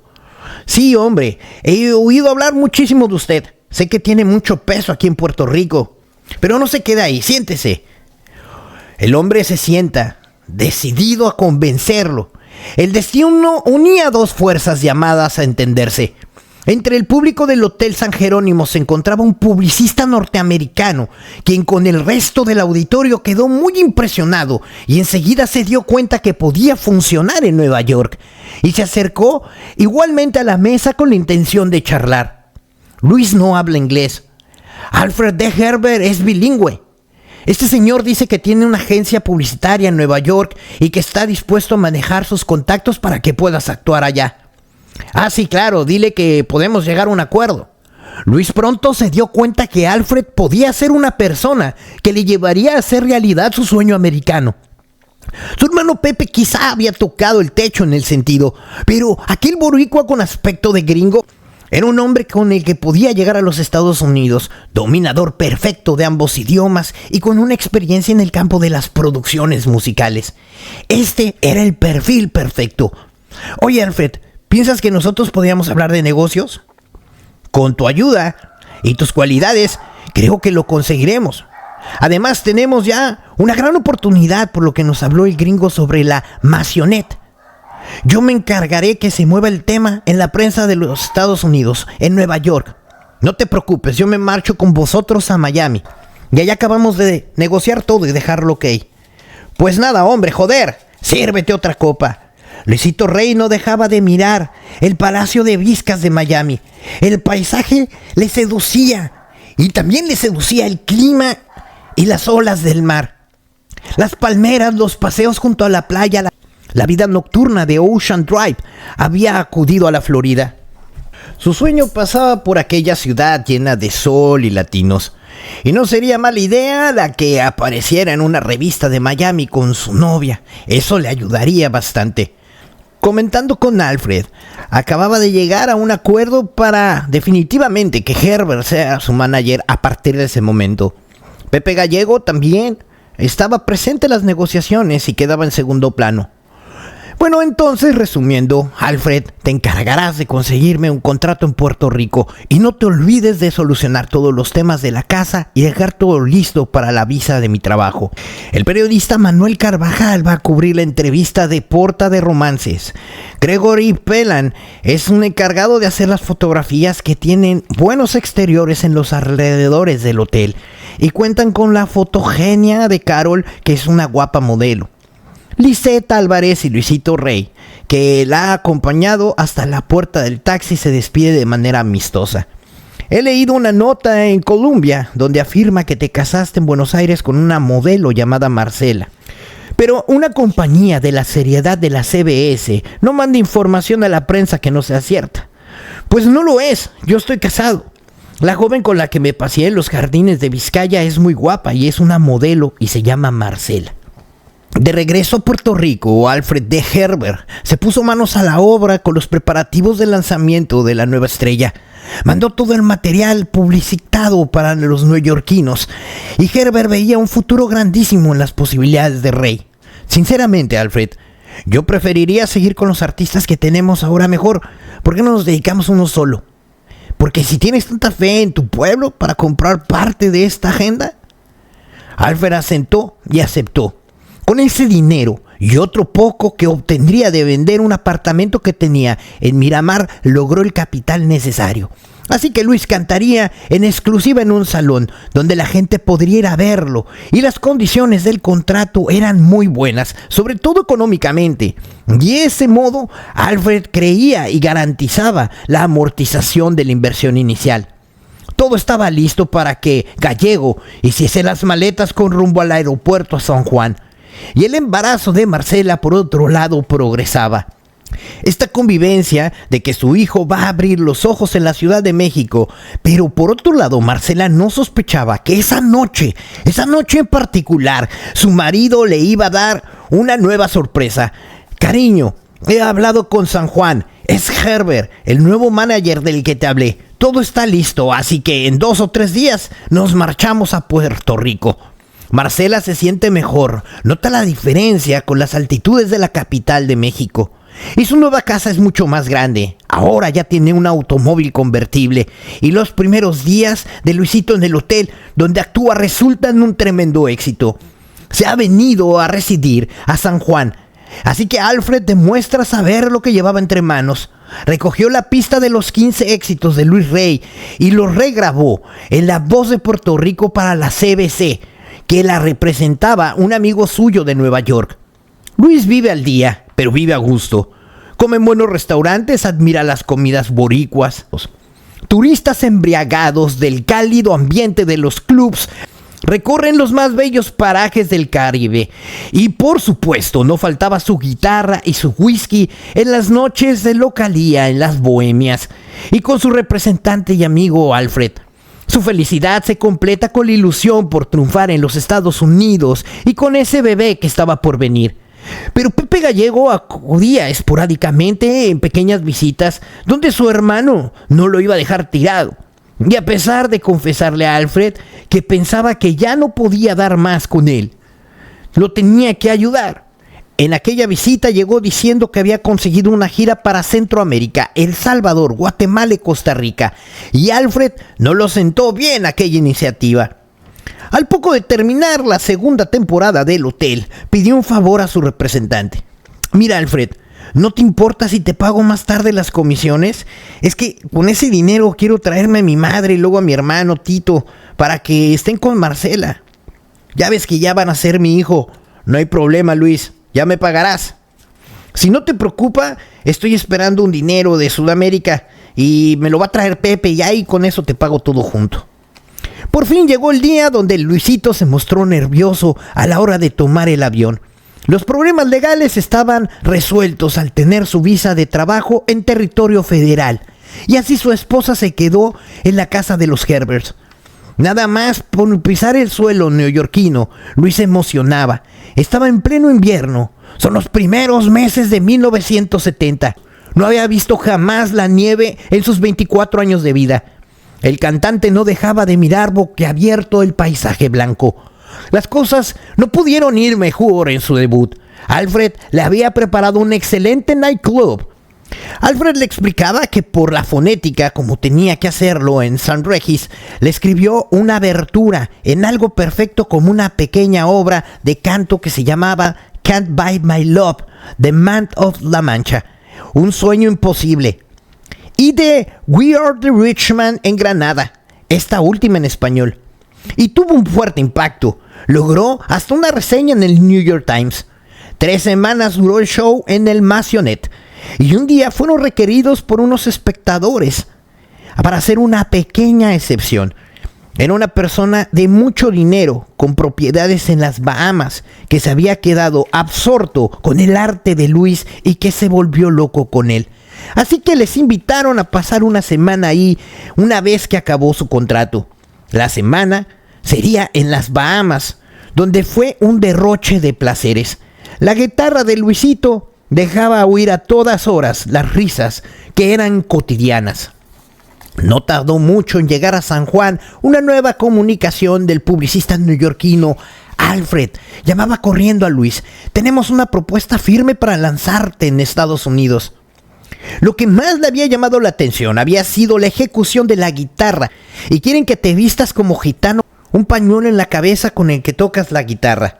¿Cómo dice? ¿Un pañuelo en la cabeza y mi guitarra?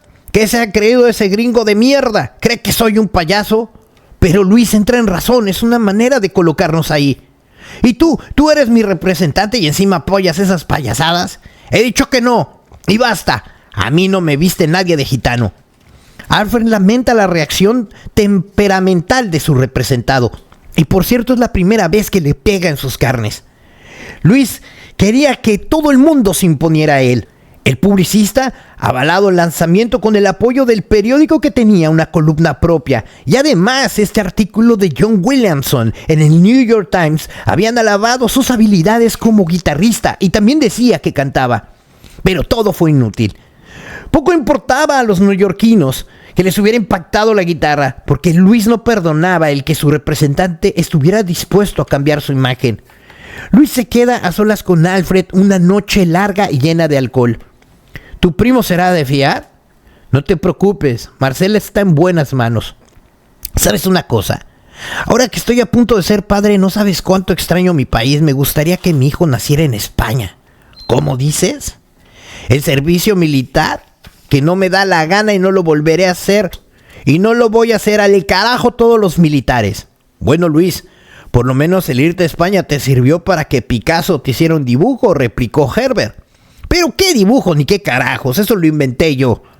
A Alfred no le hizo gracia aquella confesión. Pues no tiene ningún chiste eso, pero ni modo, así era Luis Rey. Vamos, vamos. En que todo el mundo miente, todo el mundo lo hace. La química que les unió como por encanto desde un principio comenzaba a desquebrajarse, comenzaba a fallar. Así que los rastros se encuentran bajo el signo de Aries. El sábado 18 de abril de 1970, los relojes puertorriqueños marcaban las 5 de la tarde. En el domicilio de la familia Gallegos se daba la voz de alarma. Pasada las 10 de la noche, Marcela es reconocida por los doctores dentro del centro hospitalario. El niño viene de nalgas, preparen todo para una cesárea. Por fin, a las 11:30 de la noche, el sábado 18 de abril, tal y como lo reflejó el doctor en el expediente número 34.527 de partos del Hospital San Jorge de Santurrias, vio la luz un varón de 10 de 10 en el coeficiente a pegar, y a lo que en ese mismo tiempo el niño parecía perfectamente sano y hermoso.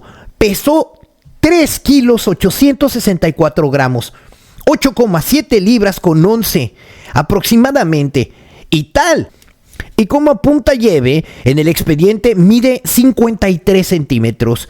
Es niño, es un niño y es boricua. La euforia de Luisito Rey es desproporcionada, y hasta bien entrada la noche no pudo entrar a la habitación número 315, donde finalmente fue ubicada Marcela Basteri con su recién nacido. Después fueron llegando los demás, Matilde, Tito y Alfred. Pero qué hermoso es Luis Miguel. ¿Cómo dijiste, Luis? Que se va a llamar Luis Miguel como el torero número 1, porque mi hijo será el número 1. A las 7:30 horas de la mañana del 19 de abril, el pediatra Manuel Gómez Disdiero hizo el primer reconocimiento del bebé. Luis y Marcela estaban solos en esa habitación 315, donde todo el mundo se fue retirando durante la noche, y el matrimonio pudo quedarse a solas con el pequeño, que lloraba insistentemente con fuerza. El domingo 19, Alfred avisó al fotógrafo Ed Fernández para que inmortalizara tal señalamiento en esos momentos. Las primeras fotografías las tomó en la misma habitación del hospital. Nace un varón, y así como tanto, Tito y Alfred encendieron sendos puros de habano y unieron los cigarros para posar ante las cámaras. El cantante salió a las afueras del hospital y se metió las manos en el bolsillo, sacándolas después y dejando visible la tela del pantalón que delataba los bolsillos vacíos. Luisito denunció que unos ladrones entraron a su casa y se llevaron más de $5,000 en metálico. Tal fue la publicidad que se dio en este suceso que la revista Vea, en su edición número 42, correspondiente al 31 de mayo, publicaban la noticia del nacimiento titulado como El Robo, donde roban $5,000 a Luisito Rey. Después acudieron periodistas de la revista Bohemia, donde Luisito declaraba que el nacimiento de su hijo le ata a que lo boricuen. Marcela tuvo un hermoso bebé varón, Luis Miguel. Mandaremos fotos, saludos desde Puerto Rico. El jueves 23 a las 10 de la mañana, Marcela abandona el hospital, deseándole toda la felicidad a todo el mundo. Bueno, ¿y cómo van a resolver el tema del pago? No se preocupe, ya estamos en contacto a través de Alfred, él se encargará. Si quiere le dejo una pequeña cantidad a cuenta y luego liquidamos a ver si se resuelve. A pocas semanas se pensó en el bautizo. Era algo más que un sacramento para Luisito Rey. Siempre odió este tipo de trámites y su vinculación a la religión era nula. Y desde ese momento se empezó a preparar la ceremonia para que al principio se había pensado que Alfred fuera el padrino y que Bárbara fuera la madrina. Sin embargo, por su contra, él pensó en otras personas ligadas a círculos de Alfred que se declaraban incompatibles. Este hecho provoca un nuevo enfrentamiento en la realidad de Herbert, que cada día estaba más desilusionado. La cuenta tampoco le sale a Herbert. Le deben muchas comisiones con la excusa del robo y le ha vuelto a aplazar el pago, y en principio podía tratarse a lo mejor de mala suerte, pero la conversación que ha mantenido con un detective que se encarga del caso le preocupa. Alfred, entre tú y yo, el robo tiene un 99% de posibilidades de haber sido fingido, y te lo digo para que tú estés informado. Luisito se pone histérico. ¿Qué pasa? ¿No te fías de mí? ¿Crees que no quiero pagar? Joder, ya te pagaré. Y las cosas apenas empiezan, se van a poner peor. Así que Luisito ha encargado a sus hermanos un posible regreso a México. Y las discusiones con Herbert cada día son más frecuentes. Bárbara acaba de tener una conversación desagradable con su marido. Saben, con todo lujo de detalle, cómo se han desarrollado varias de las juergas de su marido, incluidas las de Bahamas, cuando fueron invitados por multimillonarios norteamericanos. Alfred se derrumba. Sencillamente el mundo se le viene encima. Aquella información mencionada solamente era conocida por Luis Rey y por él. La relación entre ambos está en llamas al tener un final dramático. Luis Rey dio por concluida su vinculación a Herbert y se marchó sin avisar a nadie. Busca casa en Ocean Park y se traslada con su familia. Alfred, después de unos días en los que no se podía ni salir a la calle, sumido en una profunda decepción, la renta, las mensualidades de los muebles, de los electrodomésticos, todo, absolutamente todo estaba a nombre de Herbert. Y no es dejarle colgado con los pagos, le duele también esa manera de desaparecer sin dejar rastro alguno y llevándose todas las cosas, endeudando a Herbert. Herbert es un hombre normalmente sosegado, está fuera de sí y su coraje está por encima de su razón. Luisito, sin embargo, está en su sala. Sabe que no va a poder cobrar ese dinero que le deben y que además tendrá que solucionar el pago de los muebles, de la renta de la casa de Altamira, nada más para llegar a su oficina y verse inmerso en un ataque de rabia. Coge todo el material de prensa de Luisito Rey acumulado y lo tira a la basura. Luis no tardó en comunicarse a los suyos que regresaba a México, alegadamente con la incompetencia de Herbert y haciéndose inútil para la permanencia en Puerto Rico. Obviamente sabía que su futuro en la isla era negro, peleando con una persona de la reputación de Herbert y con acreedores que tarde o temprano le iban a reclamar, y así que lo mejor era hacer lo que él sabía siempre hacer, era irse cuanto antes. Previamente había encargado de inscribir al bebé que todavía no había cumplido 3 meses en el registro demográfico del Estado de Asociación de Puerto Rico. Así que el 9 de julio formalizaron el trámite donde Luisito utilizaba su verdadera identidad en toda la documentación norteamericana y cuando le preguntaron por el día de nacimiento respondió 19 de abril. Por 30 minutos de diferencia, su hijo Luis Miguel iba a cumplir los años un día después de la verdadera fecha de su nacimiento por el resto de su vida. Así que el niño adquiría la doble nacionalidad, la española de su padre y la norteamericana. Y otra gestión que tenían por resolver fue el traslado de los electrodomésticos y los muebles, donde Tito fue el encargado de viajar en un barco con todos los enseres hasta el puerto de Veracruz, mientras que el bebé y el resto de la familia lo hicieron en avión hasta la Ciudad de México. El fotógrafo Ed Fernández reclamaba a Alfred Herbert $55 por las fotografías, donde más tarde su primo Charles F. Jensa, quien no se atrevía a sacar el asunto, le comunicaba que nunca cobró por el nacimiento del primogénito de Luisito. Ya más recuperado, con un nuevo empleo y con el feliz regreso de su esposa a su casa, prefirió tomarse esto con filosofía y como solamente un recuerdo traumático de una de las personas de entre muchas que serían víctimas de Luisito Rey. Así que de nuevo llegaban a la Ciudad de México.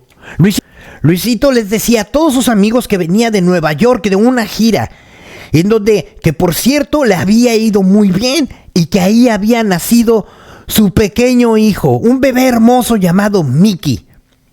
Está listo para acudir a las ruedas de prensa del jueves 30 de julio de 1970, ya que se le ha organizado una rueda de prensa para anunciar que se radicaría definitivamente en México. Ahí estaban los ejecutivos de la CBC y los periódicos habían sido invadidos para presenciar la firma del contrato. Al día siguiente los diarios recogen la noticia. Es la segunda vez que viene a México y dice que esta vez será para quedarse, porque dice que el tequila le abre el apetito y que México será su centro de operación, aunque tenga que salir al extranjero. El País Azteca y la agenda de trabajo estaban cargadas.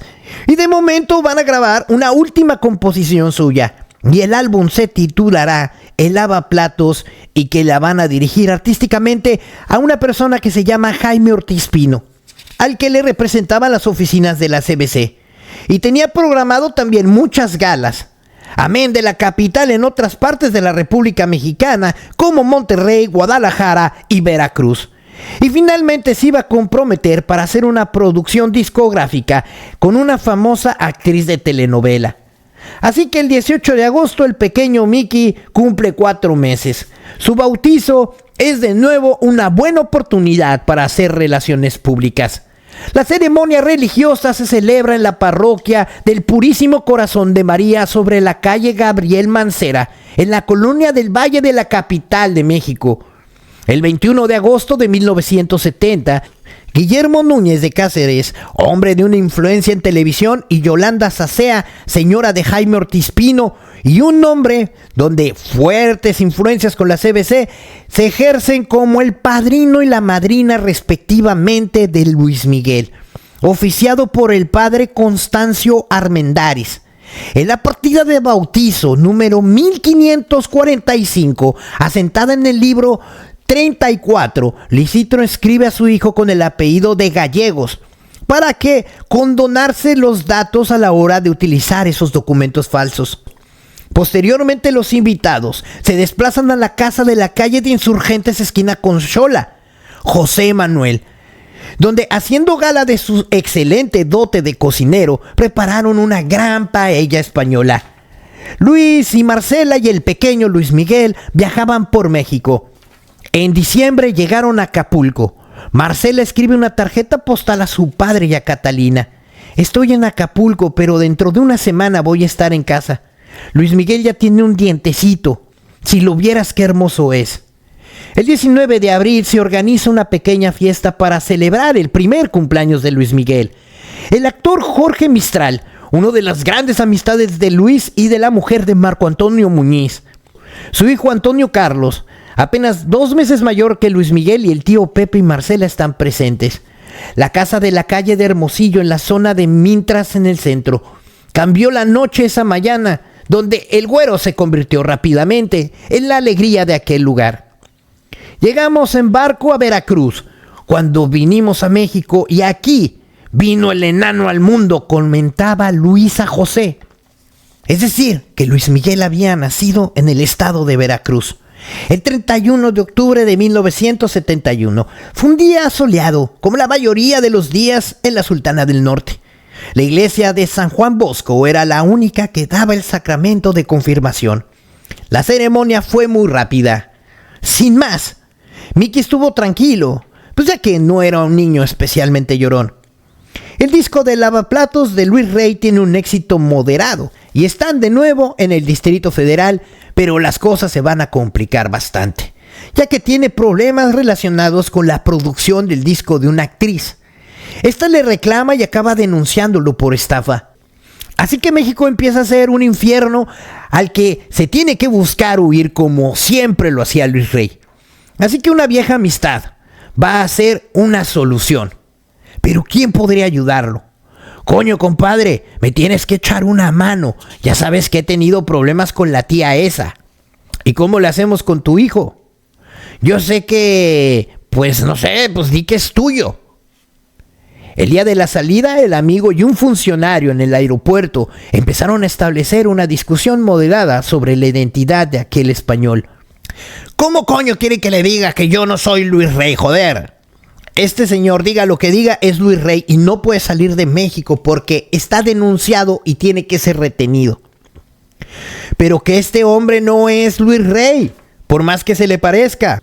¿Y ese hijo de quién es? ¿Ese bebé de quién es? No, ese bebé no es de este señor, este bebé es mío. Mientras que el amigo la hacía de apagafuegos y distraía al funcionario, Marcela comenzó a estirar a su marido la chaqueta en dirección al avión. Venga, cariño, vámonos, no discutáis más. El compadre de Luisito lo aprovechó. Yo le dije que no es Luis Rey. Espera que te deja el niño aquí. Una vez que pudo respirar cuando la puerta del aparato se cerró y todavía que su amigo seguía intercambiando palabras con el funcionario, pero esta vez aprovechó el acto. Se escapó de nuevo. Solamente le deseó suerte en su nueva aventura neoyorquina de aquel año de 1972. Luisito se reencontraba en Nueva York. Tenía que buscar una buena inversión porque como cantante la cosa en los Estados Unidos estaba siendo complicada. Los hermanos Gallego trataron de unir sus fuerzas una vez más y se lanzaron a una nueva aventura de negocios en la restaurantería. Aquel año de 1972 pudo ser trágico para la familia, porque sucedió en Brooklyn, en el domicilio familiar en el 5º piso con grandes ventanales. La ventana estaba abierta en la calle. El pequeño niño Mickey, ajeno a todo, jugueteaba por el suelo de la casa. Se llevaba la mano a la boca, atendía las carañotas de Elizabeth, una puertorriqueña con la que Pepe había empezado a salir. Balbuceaba y agitaba las manos. En el baño, desde el exterior, se le estaba llamando. Son Luis y Marcela. Luis prefiere llamar a gritos a su hermano para que baje y evite con ello subir los 5 pisos de la escalera. El pequeño Mickey, que también estaba escuchando los gritos, reconoce la voz de su padre y con el paso gracioso de un niño de 2 años sale disparado hacia el lugar. ¡Dios mío, Luis, el niño que se está asomando por la ventana! ¡Mickey, Mickey!, gritaba sin poder hacer nada desde la calle. Pepe logra agarrar al pequeño de una pierna cuando él se disponía a traspasar la repisa. ¡Mickey, hijo mío, gracias a Dios, mi pequeño! Ahí Luis Miguel estuvo a punto de fallecer. Marcela Basteri vuelve a sentir los síntomas del agosto argentino de 1969. Estaba nuevamente embarazada. Marcela, Matilde y el pequeño Luis Miguel marcharon a Cádiz. «¿Voy a tener un hermanito, mamá?», preguntaba el niño con gracia y con apego. «Sí, cariño, va a conocer España». El segundo parto de Marcela trajo un nuevo varón. Vio a la luz por primera vez en el Hospital Mora de la ciudad de Cádiz y utilizaron un pasaporte falso para poder llegar a la ciudad natal y una vez ahí regresar con toda la familia a los Estados Unidos. Su reencuentro con Tácita de Plata a principios de 1973 fue emocionante. Al llegar a Cádiz se sorprendió de lo mucho que había cambiado apenas unas décadas atrás. El aire y el mar de su Andalucía le emocionaban. Y por otro lado, Luis Gallego Sánchez es buscado por la policía española. Se puso a componer durante los días que transcurrieron ahí. Cuando el pequeño Alejandro, que fue el nombre que eligieron para él, estaba a punto de cumplir un mes y se desarrollaba sano fuerte, decidieron regresar a Nueva York. «Alex va a venir en el avión». «Sí, Mickey, Alex también viene». Las cosas se estaban poniendo feas cuando la leche de los excombatientes de Vietnam estaban sembrando el pánico en Estados Unidos. La gente no sale. «Luis, la cosa se está poniendo muy mala». «Me cago con la que mame. Este país de mierda con tanto progreso y tanta leche y luego no hay quien pueda salir tranquilo a la puerta de la calle sin arriesgarse a que le peguen un tiro, coño. A Miami iremos, a Miami. Ahí es diferente. Además, el ambiente es más español que aquí». No hubo un acuerdo entre los hermanos, puesto que Pepe estaba a punto de casarse con Lizzie, la puertorriqueña que acabó por frenarle sus impulsos de bohemia. Y por otro lado, Tito también tenía una novia en Nueva York y estaba muy decidido a aguantar aquella ciudad. Así que Luis habló con Marcela y le indicó que nuevamente tenían que hacer las maletas, que Florida los esperaba. Marcela no perdería el contacto postal con su padre y Catalina. «Querido papá y todos, estoy en Nueva York, ¿cómo estáis? Nosotros y los niños estamos bien y ahora estamos en un gran hotel, pero un par de días regresaremos a la casa. Os quiero mucho a todos. Beso de vuestra hija Marcela». Luis quiere volver a levantar la cabeza como cantante en Florida. Tiene un apartamento en Northeast, en la calle 166 en Miami Beach. El destino lo lleva a residir en aquella ciudad de tanto color y sabor latino que ya admiraba en sus primeras visitas. No tardó mucho tiempo en hacer contactos y volver a vender ilusiones. Su nuevo representante, Alberto López, logró con sus gestiones la posibilidad de grabar un nuevo disco. El título de su nuevo disco iba a ser Mi pueblo ya no es mi pueblo, y nuevamente cargado de ciertos compromisos sociales. Todo iba bien hasta que el 20 de diciembre de 1973, una noticia convulsionó la vida española. El coche del presidente del gobierno y virtual sucesor de Franco, el almirante Carrero Blanco, saltaba por los aires en la madrileña calle de Claudio Coello, víctima de un atentado. Y en pocas horas, los controles policíacos se desplegaban por la capital. A Luisito le entró el miedo, porque por culpa de aquel suceso podrían descubrir su falsa identidad y tener serios problemas. Lo primero que hizo fue abandonar el hotel en el cual se hospedaba e ir a casa de un amigo de la compañía discográfica. No deja de preguntarse cómo iba a salir todo en España. Y así es que finalmente decidió desplazarse en un coche hasta Lisboa, la capital de Portugal, y desde ahí subir a un vuelo con destino a Miami. Logró pasar sin muchos problemas. En Portugal tomó el avión con escala en Nueva York y llegó de regreso al Aeropuerto Internacional de Miami. Vicenta Gallegos, que artísticamente era conocida como Mario Rocco, en 1974 era un hombre feliz en Costa Rica, donde salía en un periódico donde tenía aventuras y trabajo. Había llegado ahí a través de una empresa artística, la Plaza Artística, de la que formaba parte su hermano Pepe, Paco Navarrete y Roberto López. En Costa Rica gozaba el clima templado de San José, de la Costa Rica conocida entre los lugareños. Y una vez decidió acudir a Miami a visitar a su hermano Luis. Y no fue lo que yo diría una visita familiar, pues aprovechó para que un viejo periodista conocido de la familia, Manuel Carvajal, le entrevistara en Vanidades Continentales. Así que Tito se movía ante el bloc de notas de su entrevistador como un pez en el agua. Aprovechó para exagerar algunos aspectos de su discreta vida artística y para elogiar Costa Rica, en donde decía estar a gusto. Así que Luis Rey, sin embargo, no acababa de abrirse paso con un desahogo en Miami. Mira, Luis, lo que tenéis que hacer es agarrar todo y venirte para Costa Rica. Ahí se vive de puta madre y te saldrán galas, al menos para tirar unos cuantos meses. Y si la cosa después se tuerce, pues ya veremos qué hacemos. También, por otro lado, a un costado está Panamá. En la mitad de la conversación se oye en el fondo una voz infantil que procede de la terraza. ¿Quién es? Coño, ahí en la terraza está el niño. Ah, ok, es Mickey. Ah, sí, es Mickey. Nos tiene fritos con las voces. Mickey, le llama a su padre. Y el niño acude rápidamente. Mickey, Alex, venid con mamá, le llamó a Marcela. Mami, quiero ver otra foto del abuelo. ¿Cómo se llama el abuelo en Italia? Sergio, contestaba el pequeño Luis Miguel. ¿Y a quién se parece el abuelo Sergio? A Tarzán, el abuelo es Tarzán.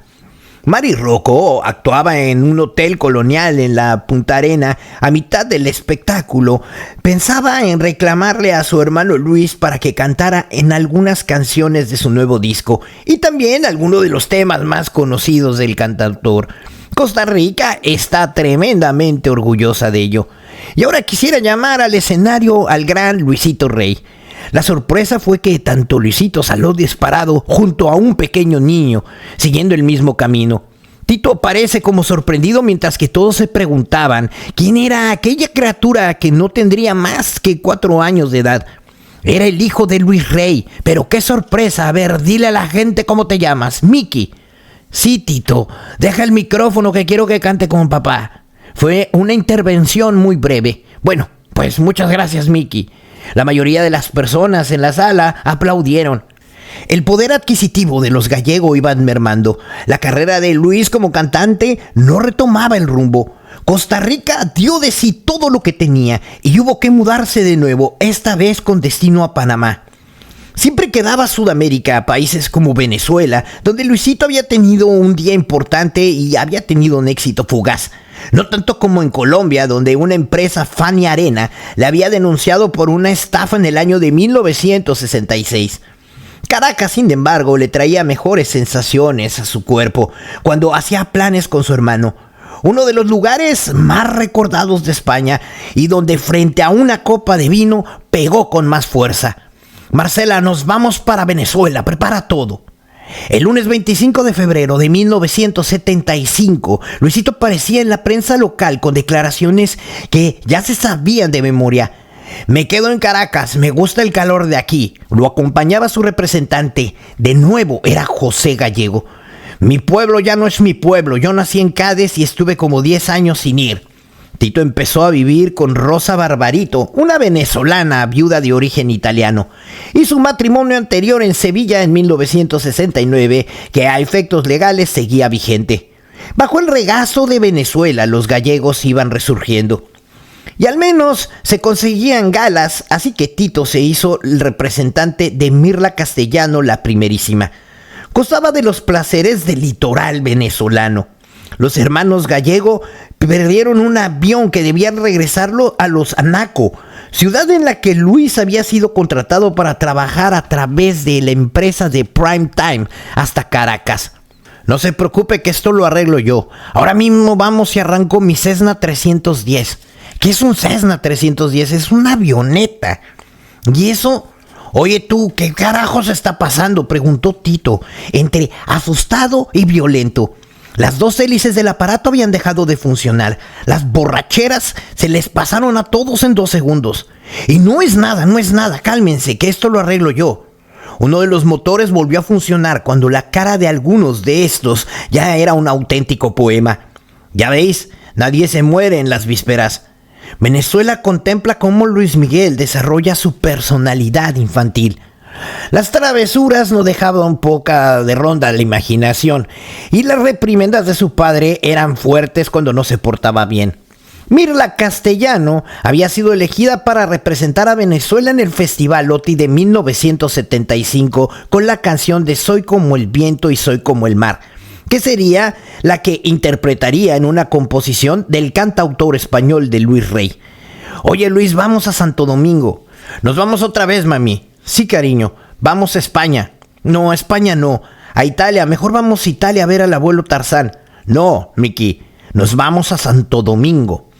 El festival lo gana España, un país que había estado a punto de retirarse debido al agravamiento de salud del jefe de Estado, el generalísimo Franco. El Puerto Rico coincidieron con una vieja conocida, Encarna Sánchez, locutora española que tanto ayudó a Luis Gazán en sus comienzos desde la radio de Bilboa. Después a Santo Domingo primero y de regreso a Caracas, y después encarnas un cariño bastante con Luis Miguel y Alejandro, que compartía con ellos jugando en la playa. Vamos a ver, Miki, vamos a cantar otra vez esa canción que te gusta tanto. El 20 de noviembre de 1975, España se estremece. Franco ha muerto. El gran movimiento político por una transición hacia la democracia e imparablemente la libertad de España. Durante 1976 empezaron a regresar miles de exiliados que residían en el extranjero y que se concede una amnistía en el país. Este país que caminaba hacia sus primeras elecciones democráticas. En el domicilio gaditano de la familia Gallego, este acontecimiento se lee de manera especial. Luis vuelve legalmente a España. Él convencerá a Tito para que regresen juntos. Incluso le encargará que vaya a Madrid. El reencuentro de Marcela en el año de 1976 es algo muy emotivo. El tiempo había curado todas las heridas y Sergio recibió a su hija con los brazos abiertos. Los niños que lo miraban sonriente no hacían más que preguntarle lo mismo. ¿Verdad que eres Tarzán, abuelo? Claro, hijo. Tanto Luis Miguel como Alejandro hablaban un castellano raro con un ligero acento andaluz. A la postre, su verdadera nacionalidad del mayor y el hecho de haber nacido en Puerto Rico tenía tantas ventajas de ser norteamericano. No hablaba inglés, así que Sergio le recriminó a su hija que por qué no les había preparado para hablar a los niños en italiano desde pequeños. Miki ya tenía 6 años de edad, pero también había conocido a Catalina y a su tía Adua, y tantos Basteris desde los primeros que tuvo una lejana referencia. Sergio tenía una buena voz. Abuelo, mami dice que cantas muy bien. ¿Y a ti te gusta cantar? Sí, a mí me gusta cantar y bailar rock and roll. Me gusta mucho. Es más, Elvis Presley es mi favorito y mi papá también. En Costa Rica también canté un poco con la gente. Sergio estaba rendido ante el encuentro de su nieto, Luis Miguel, y se había guardado el orgullo en el pantalón. En todo caso, eso era una tranquilidad. Al menos Luis Miguel es un basteri en toda la extensión de la palabra, de pies a cabeza. Y una vez, si su familia abandonaba Miami, esa ciudad que le había regresado el paso al rumbo de Venezuela, Luis exhorta a su hermano para el regreso. Vamos a España, que las cosas han cambiado, tenemos contactos y saldremos para arriba. Así que Luisito siempre se salía con la suya. Todos juntos volverían a España y era volver a empezar. En el domicilio de Adwa Basteri no cabe ni un alma. En esta casa está muy pequeña. En aquellos días del año de 1976, la alegría se había incrementado. Adwa ha podido ver por fin de nuevo a aquella sobrina que se marchó siendo una niña a la Argentina. Ahora era toda una bella mujer, con 2 hijos preciosos, Luis Miguel y Alejandro. Sus primos italianos observaban a Mickey, que no paraban de ir un lado para el otro con él. Bueno, señoras y señores, a continuación con todos ustedes, el rey del rock and roll, Elvis Presley, a la 1, a la 2, a la 1, 2, 3. Él se hacía para adelante y para atrás en su presentación. Se subía a la mesa de la casa y comenzaba a imitar a su ídolo, inventando la letra en inglés que desconocía absolutamente. Mickey se esmeraba en cada uno de aquellos movimientos. Y al final, todos los niños empezaban a aplaudir y el alboroto se hacía más notable.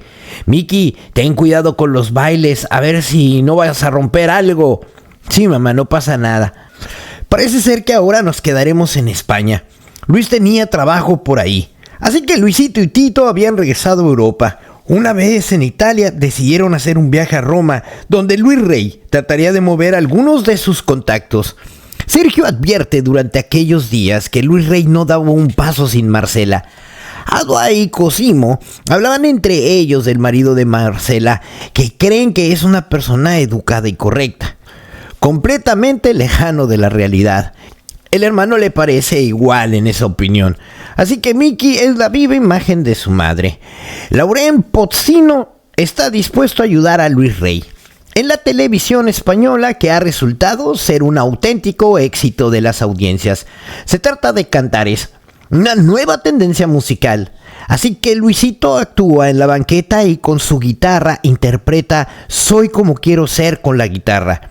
Postigo piensa en el talento de aquel gaditano, que es enorme y muy aprovechable. Apuesta por él. Se establece un contrato de intenciones para grabar con la compañía Philips. Sin embargo, no se logra acertar en ninguno de los proyectos emprendidos en Madrid. Así que decidieron trasladarse a Barcelona, donde Tito había conseguido trabajo como cómico y animador en algunos locales.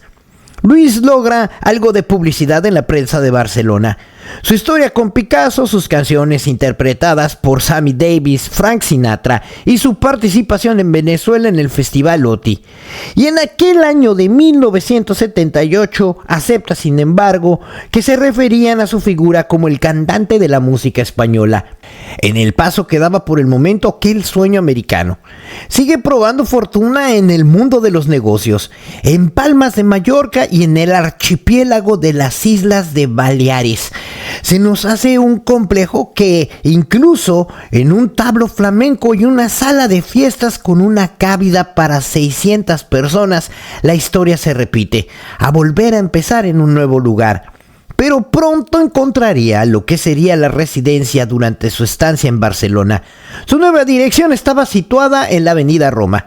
Era una familia que, como tantas otras, se abría camino en España.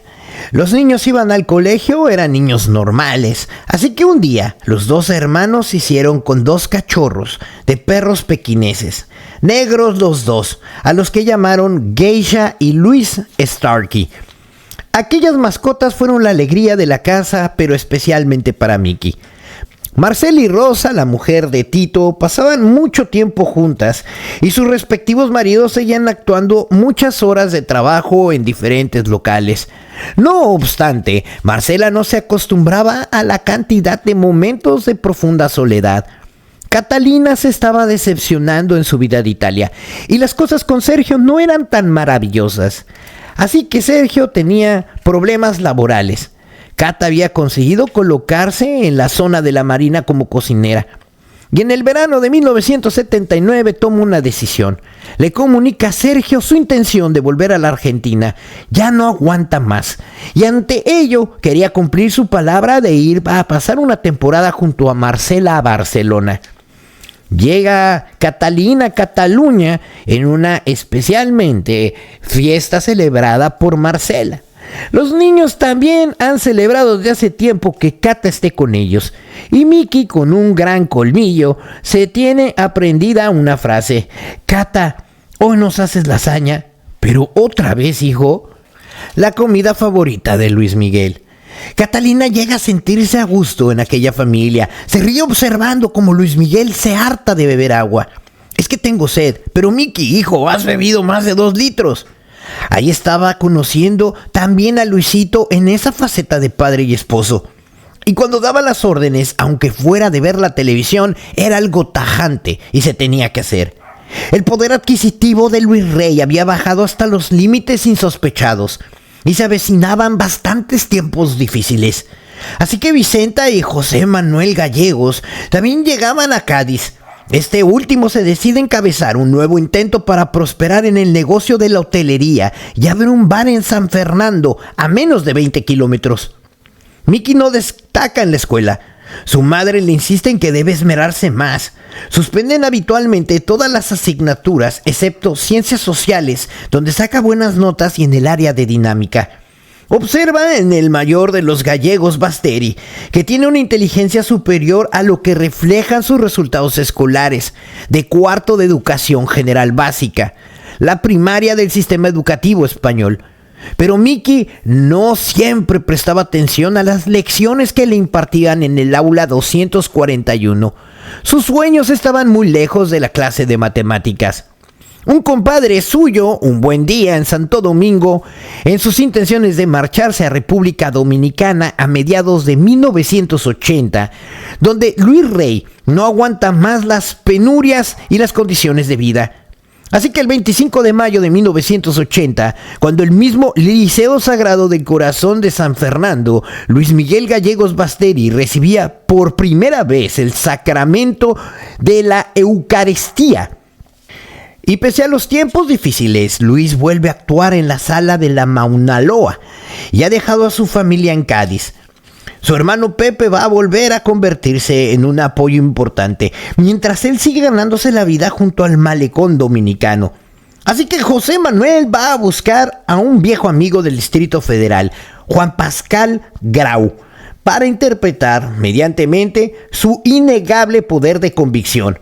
Persuadir que se encargue del financiamiento, el relanzamiento de Luis Rey en México casi una década después de que tuviera que abandonarlo. El fracaso de Luis por triunfar en su patria española lo lleva de nuevo a moverse en círculos del medio americano. En Santo Domingo encuentra otra de las viejas y buenas amistades. Oye Luis, ¿qué lo de Juan Pascal está hecho? ¿Ya lo has convencido? ¿De momento va a soltar la pasta? Con Jaime Ortiz también de su lado está todo en regla, así que es cuando puedas ya vente para acá. Sube que por muy mal que se pongan las cosas, siempre habrá alguien en el mundo con el cual se pueda contar para explotar todos los artes que lleva dentro. Tiene todas las canciones preparadas, así que Juan Pascal no daba crédito al sentimiento de Luis Rey que ponía en cada una de sus canciones. Estaba convencido. En 1980, cuando cenaba con Pepe Gallego en una de las mesas de los restaurantes Espectáculo, ese mismo día por la mañana, el mayor de los Gallegos se había presentado prácticamente sin avisar. Mi hermano Luis me ha mandado decir que te dé un abrazo, joder. Ahora sé que estás en Santo Domingo y que te va muy bien. Aquella cena sirvió para el mayor de los Gallegos para lograr su primer acercamiento en búsqueda de ayuda económica. Utilizó todo el arte de la seducción, a tal perfección que se practicaba en esa familia. El empresario catalán se convertía en el productor de la nueva etapa de Luis Rey como cantautor. Y acabado de hablar con mi hermano, estoy dispuesto a venirme para acá para hablar contigo. Claro que habrá que costear el boleto. Juan Pascal sufraga los gastos del desplazamiento de Luis Rey a la Ciudad de México. Así que Luis Rey pisa de nuevo suelo mexicano el 31 de julio de 1980. Pascual le preparó un recibimiento en el aeropuerto. Ha pasado mucho tiempo, ha recogido muchos fracasos de éxito desde aquel joven cantautor que soñaba triunfar en los Estados Unidos. Luis Rey vive y está aquí. Fue el título que eligieron para el nuevo intento. La compañía EMI decidió apoyar el lanzamiento de Luis con el dueto en las canciones de No Debe Dejar Ir junto a la cantante Ariana. Pone a su disposición toda su infraestructura, incluyendo la financiación de una vida por alto, empezando a hacerse frecuentes los actos sociales con prensa, televisión y la farándula en las bohemias. Nunca faltaban los amigos y una buena botella de JB, un whisky que adoraba. Y él no podía ir a televisión en un taxi, según lo dijo en algunas ocasiones en Las Mecenas. Mario de las Piedras, hombre de gran relevancia en Televisa, y también Mario atiende el requerimiento de Juan Pascal. Bueno, Juan, ya que Luis tiene una posibilidad incuestionable, pues vamos a traerlo. Así que Luis estaba a punto de jugar la otra mala pasada. No iba a aceptar menos que José José. Igualarse con el cantante José José en ese tiempo era una bestialidad de Luis. Mira, Luis, llevas muchos años sin estar en México. La gente te ha olvidado. Tus canciones de la Copa del Vino ya pasaron de moda. Y además, hay otra cosa más importante. Olvida los pesos. Televisa, que es la dueña de Marrakech, te va a poner cada día una serie de spots en el Canal de las Estrellas. ¿Canal de las Estrellas? ¿De qué canal me estás hablando? Déjate de canales y de chorradas, responde Luis con su característica prepotencia y su mal humor. Así que Luis se quedó sin el trabajo, pero eso no le preocupaba demasiado porque seguía contando con el sustento de Don Juan, que no lo recibía a cambio de más que disgustos uno tras otro. La ANDA, Asociación de la Agrupación de Artistas Mexicanos, le reclamaba a Luisito los pagos de las cuotas que en ese momento no satisfacía. Era evidente que aquel esfuerzo y aquellas ilusiones que se estaban resquebrajando, pero la habilidad de Luis iba a emerger de nuevo. Sabe que la generosidad de Juan es una solución. Mira, Juan, necesito un departamento y mi familia también. Además tengo 2 niños que son pequeños, Luis Miguel y Alejandro, y sin ellos no puedo estar. El subconsciente del empresario seguía atraído por el magnetismo de que en algún día lo hizo llamar Luis Miguel Gallardo Rey. Captó rápidamente sus insinuaciones y accedió a traer a la familia Gallegos al completo, y tuvo que invertir para ello $2,581. En las primeras semanas, Juan había sufragado los gastos de los hospedajes de los gallegos en el hotel de Vermont. Y ahí se estaban quedando, así que Luisito por un lado y José Manuel junto a su esposa y sus hijos por otro. Pero Pepe fue a Nueva York a recoger a su mujer y a sus hijos con los que debía encontrarse, ya que procedían de Puerto Rico. Al empresario catalán le extrañó el hecho de que se marcharan antes a Los Ángeles. Y todo se quedó arreglado para la llegada de la esposa de los hijos del cantante español. Se alquiló un departamento en la calle del Parque en la colonia Nápoles, de cuya renta tenía que hacerse cargo Luisito. Su hermano Pepe se instaló en la calle de Amores, también en la colonia del Valle. Una llamada a España anuncia a Marcela para que hiciera de nuevo las maletas mientras que volaban con dirección al Aeropuerto Internacional de la Ciudad de México. Así que el martes 2 de septiembre de 1980 era el día de regreso de México de Marcela Basteri y sus 2 hijos. Luis Miguel, que lo había abandonado con casi 2 años de edad, y Alejandro, que pisaba por primera vez en la vida suelo azteca. Un mariachi la recibe con las notas de frente a una copa de vino. Su marido, que vestía un traje oscuro con corbata, la recibe con un beso, y sus 2 hijos miraban a la cámara con distintos semblantes, mientras que Luis Miguel sonreía y mostraba cierta naturalidad. Luis Miguel se encaprichó de un sombrero de charro que lucía Cristian Monge. «Mira, papi, ese sombrero es el más bonito que he visto».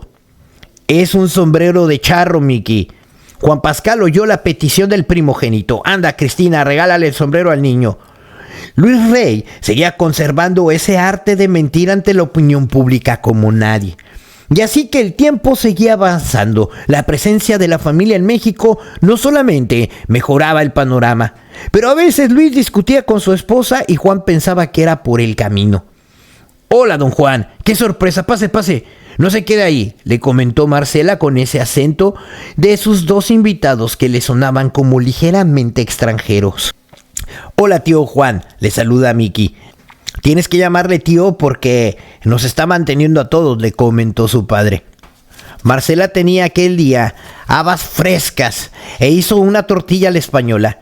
«No sé cómo esa mujer puede soportar lo que soporta», pensaba. «Poco merece tener una mujer tan buena como Marcela». La compañía de discos EMI va a organizar una pequeña convivencia en el Hotel Ritz de Acapulco. Y entre los invitados está el empresario Juan Pascal, Rosy Esquivel, empleada de Relaciones Públicas de la compañía. Luis Rey, obviamente, cantante de la firma, es uno de los invitados de honor dispuestos a volver nuevos años después de disfrutar del sol de las costas del Pacífico mexicano. Pascal cree que es una buena ocasión para llevar a la familia y decide alojarlo en el Hotel Marriott con su esposa y sus hijos. Luis Miguel y Alejandro, una vez terminada aquella semana de convención, el empresario decide quedarse 7 días más e invita a la familia Gallegos a compartir las bellezas naturales de Acapulco. Luis Miguel adoraba Acapulco, el sol, el mar y los barcos. Y fue así como Juan, su esposa y su hija Montserrat fueron a cenar a Las Perlas junto a la quebrada. Los gallegos no querían abarcarlo, acabarlo tan deprisa. Era poco a poquito. Así que, Juan, permite que te invite yo a ti una semana.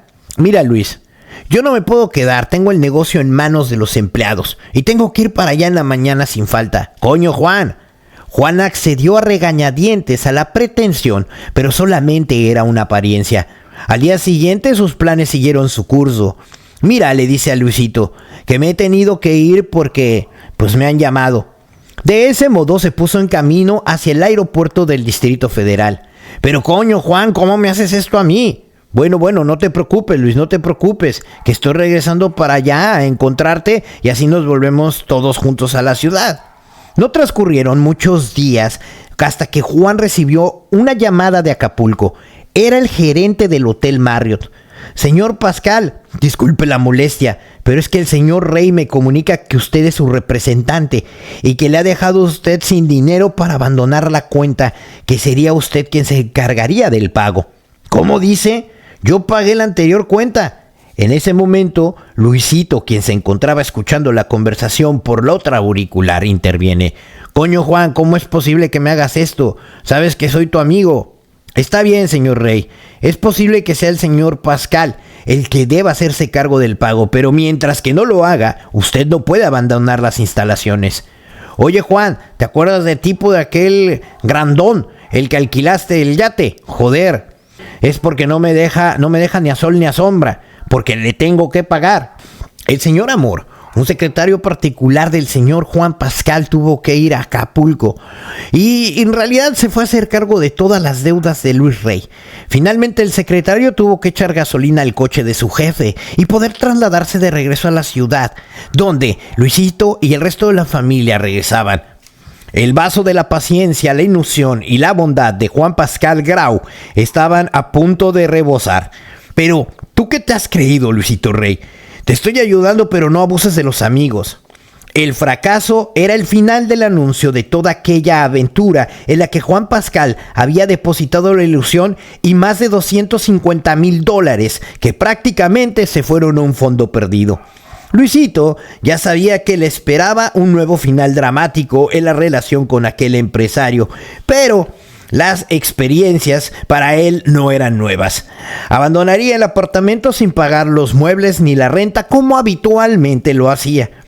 Y a Juan se le resintió su capacidad de resistencia cuando descubrió que empezaba a comerle las deudas. Su situación económica era más que delicada y fue demasiado, porque en tan poco tiempo su salud pagó las consecuencias.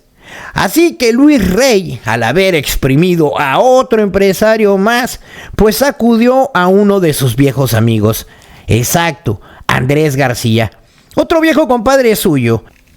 Una persona de gran generosidad y buen corazón. En el fondo le caía bien y siempre estuvo dispuesto a ayudarle.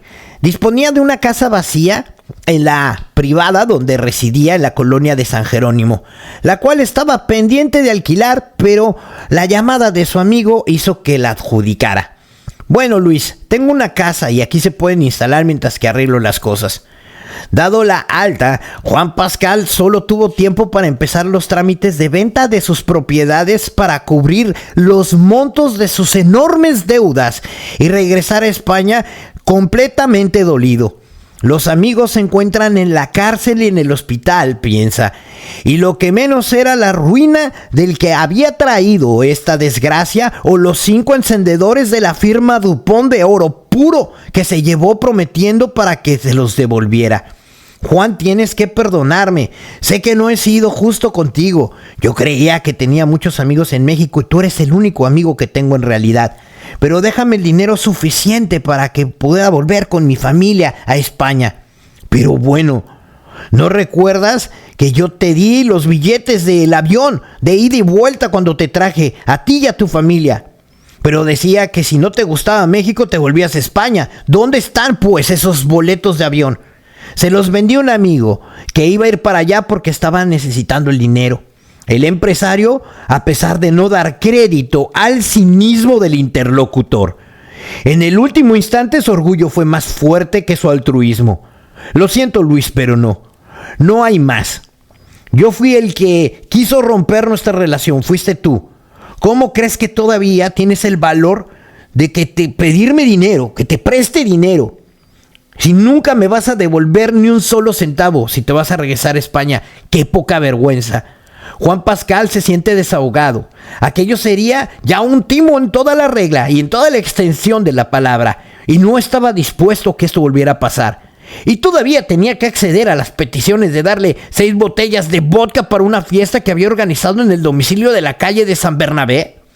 Luisito Rey solamente piensa en cómo sobrevivir en aquel país y que ya había demasiada gente que lo conocía y a la que había estafado. Y no obstante, Andrés García le ha presentado a un general con muchas influencias, Arturo Durazo, que puede ser la solución. Quizá un tanto descabellado o quizá no, pero era la última carta que tenía Luisito Rey. Es fin de semana. Los Gallego acceden a una invitación de compartir con los amigos de Descanso Dominical, Jaime Ortiz y su esposa Yolanda.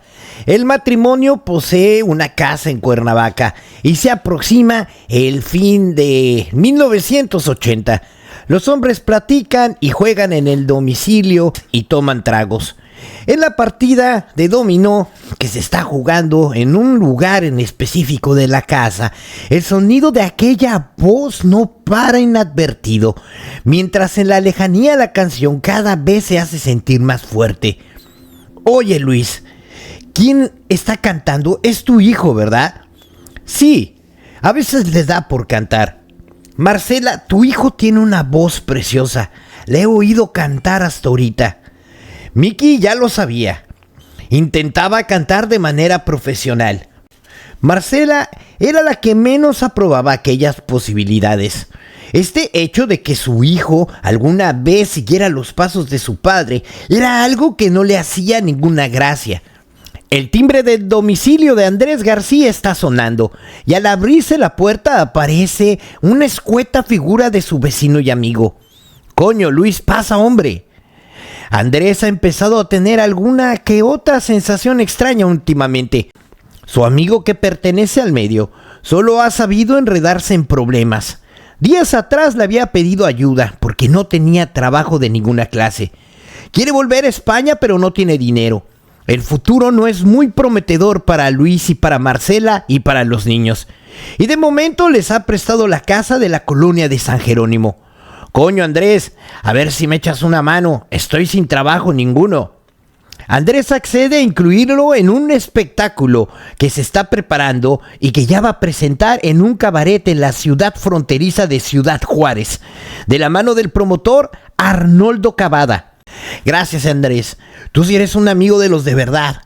Me pregunto si no habría alguna cosa por ahí también para mi hermano Tito. Dicen, no dentro del show, Pero para tener todo a punto, ya sabes, está bien. Lo llevamos a él también.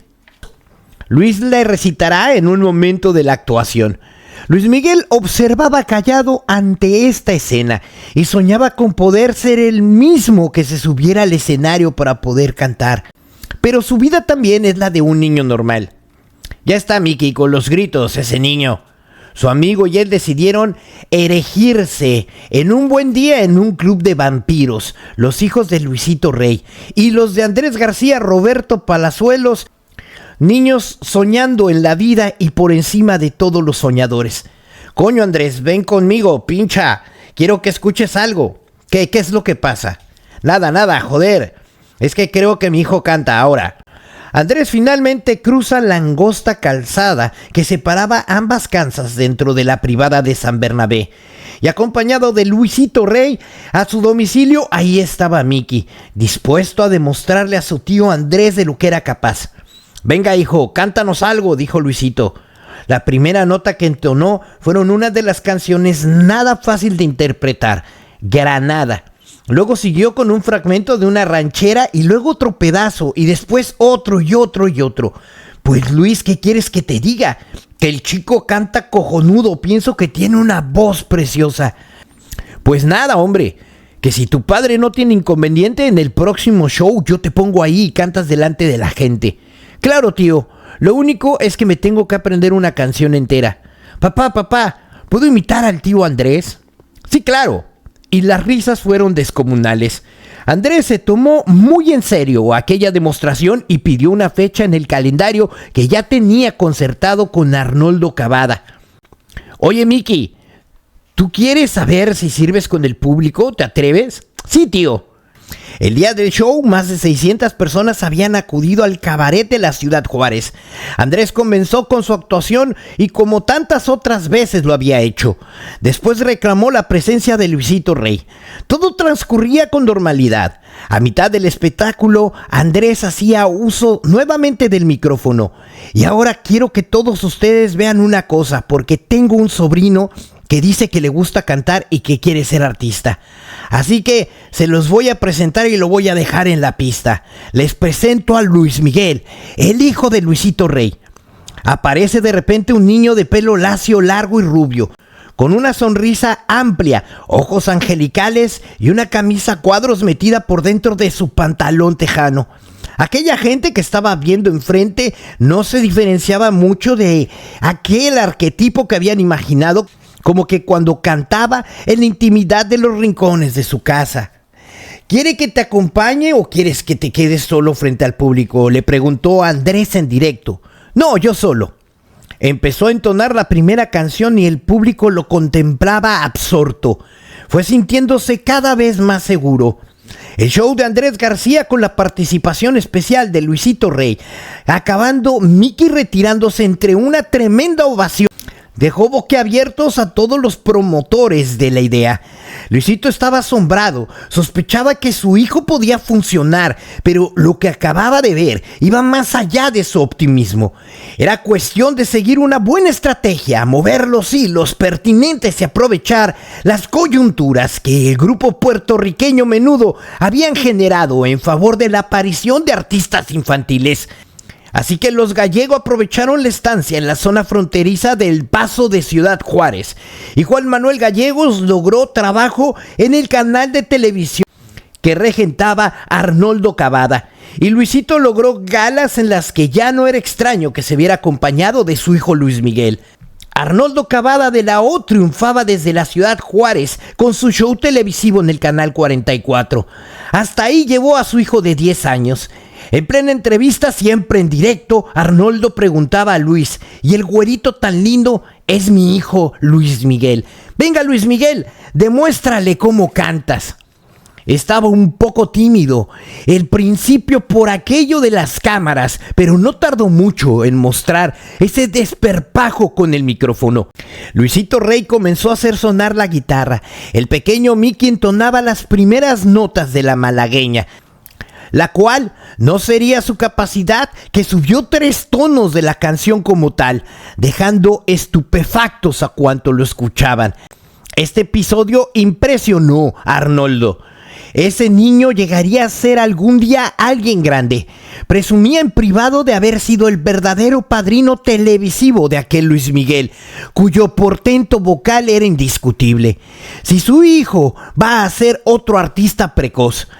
Al final, llegaba siempre a la misma conclusión. Cualquier negocio sería bueno si se suponía rentabilidad. En relación con el general Arturo Durazo se cultivaba con un mínimo. El tremendo poder del negro, que así era conocido en México, no escapaba a la familia, que juega sus cartas a la perfección. Los gallegos saben que es una persona a la que le gusta ser amigo de los amigos también, y sabe que es un hombre agradecido con algunos placeres de la vida. Coño Luis, ya sabes lo que digo siempre, hay que tener amigos hasta en el infierno.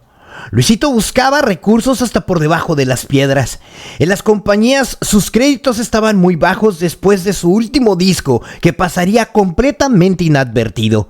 Otra de sus actividades, ganaba un buen dinerito traficando con ropa usada desde los Estados Unidos hasta México.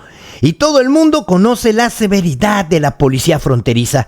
Pero gracias a las influencias, no hay ningún tipo de problema en las aduanas y esa ropa es revendida en las Américas Latinas, dejando suculentos beneficios. Lo que más desata Luisito de Durazo es que le eche una mano para que contribuya a medida de sus posibilidades, que son bastantes, a obtener el respaldo de Televisa para Luis Miguel y poder así acelerar todo el proceso. No te preocupes, compadre, eso está hecho. Le platicaré a Emilio, a Mario y a Raúl. Quiero que vuelvas a llevar a Miki. Ya sabes que a su mujer le encanta todo lo bonito que canta tu hijo. La relación llegó a estrecharse tanto y por supuesto logró reunir el joven artista con los pesos pesados de Televisa y hacer un hueco al pequeño Luis Miguel en un programa de Mario de la Piedra. Y posteriormente lo haría también con Raúl Velasco. ¡Chingón!, exclamó Emilio Azcárraga. Chingón no, señor, yo diría rechingón, apostilló Mario de la Piedra dirigiéndose a Durazo. Bueno. Pero, pues, con un gusto haremos debutar a ese chamaquito. Una madrugada, Luis Rey se dirige con un gran amigo suyo, entusiasmado por el futuro de su hijo. El camino de lanzamiento no ha hecho más que comenzar. Ya te dije que después de Ciudad Juárez los meteríamos a Televisa y con Durazo a nuestro lado pues nadie nos parará. Ahora tengo que convencer a la gente de EMI, los voy a conseguir. Tu hijo tiene un duende especial, lo único que tenéis que hacer es no soltar a Durazo. Alfred D. Herber estaba frente a un aparato de televisión. Está relajado, se pone sus lentes después de limpiarlos y se dispone a ver con tranquilidad un programa de variedad editado en México. El presentador Mario de la Piedra pronuncia el nombre de Luisito Rey. Alfred sigue con detalle aquella secuencia. Dice en televisión que es mexicano y que había nacido en Veracruz. Una vez que acaba de cantar, Herber hace un gesto con sus labios. El chico es bueno, es muy bueno. Pepe sigue siendo pieza fundamental en el enrevesado rompecabezas de los gallegos. Sus habilidades le habían permitido tener acceso a Carmen López Portillo, la primera dama mexicana a través de Durazo. En 1981 estaba próxima la boda de la hija del presidente de la nación, Paulina López Portillo. Recomendado por doña Carmen, se personó en la residencia oficial de Los Pinos, del presidente José López Portillo, concretamente con el coronel José Manuel Orozco. Paulina aparece radiante, bellísima. El mayor de los gallegos extrema sus buenos modales. El presidente saluda a José Gallego, que tiene la sensación de que los nervios se le van a salir del cuerpo.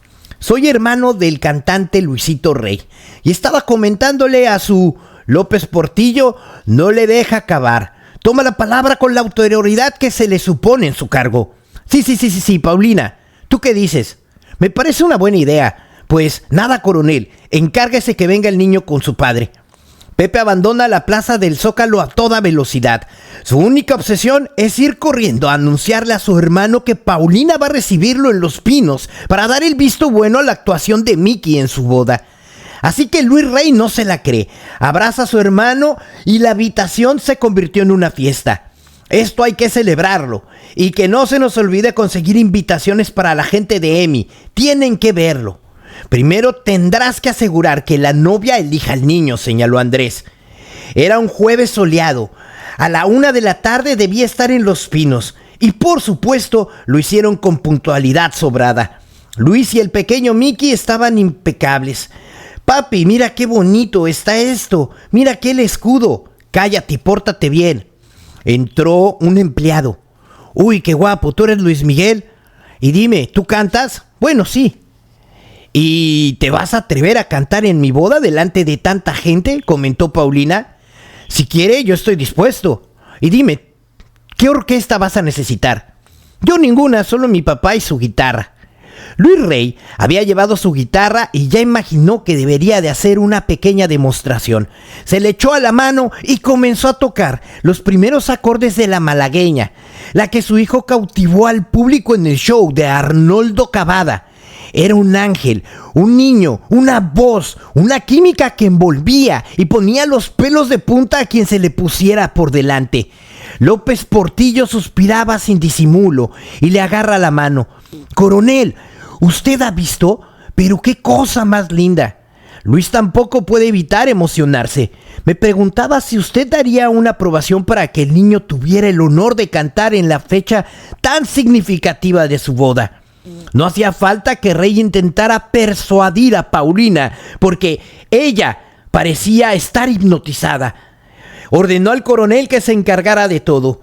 4 días después del importante compromiso adquirido en la residencia presidencial, se celebraba un almuerzo en un restaurante de la zona rosa en la Ciudad de México. Van a compartir mesa y manteles de Luis Rey, su hermano José Manuel y 3 personas muy importantes de la compañía EMI. Y entre ellos el director en México, David Stockling. Pórtate bien, que ya eres un hombrecito. Y ahí tiró una maceta decorativa del restaurante en una enorme pecera en forma de fuente donde estaban todos los pescados, provocando la carcajada general de los presentes. Pero Mickey, ¿será posible? Está bien, hijo, está bien, no te pongas nervioso. Su estrategia con los ejecutivos de EMI estaba siendo calculada con maestría. Creo que Luis debe tomarse muy en serio lo de la boda. Para el futuro de la carrera de tu hijo debe tener éxito, decía el subdirector Miguel Reyes. Yo no quiero que mi hijo sea un artista, quiero que sea el mejor. Llama a la puerta José Manuel Gallego y sale a abrir. El domicilio del señor Luis Rey. Sí, aquí es. Esto es para usted. Por favor, debe de firmar aquí que ha recibido. ¿Me entiende? Gracias, señor. Con permiso. El interior es aún más llamativo. Tiene forma de pergamino con bordes de oro. Es una invitación de un enlace matrimonial para 3 personas. Los nombres se podían leer con los siguientes: Luis, José Manuel y Luis Miguel. El 29 de mayo de 1981, su madre le viste con un pantalón azul marino recién planchado y una camisa blanca tan bonita. El convite va a tener lugar en el Colegio Militar al sur del Distrito Federal. En una de las mesas se puede ver un cartel especial poniendo el nombre de invitados de honor. A Luis Miguel no le importaban las multitudes.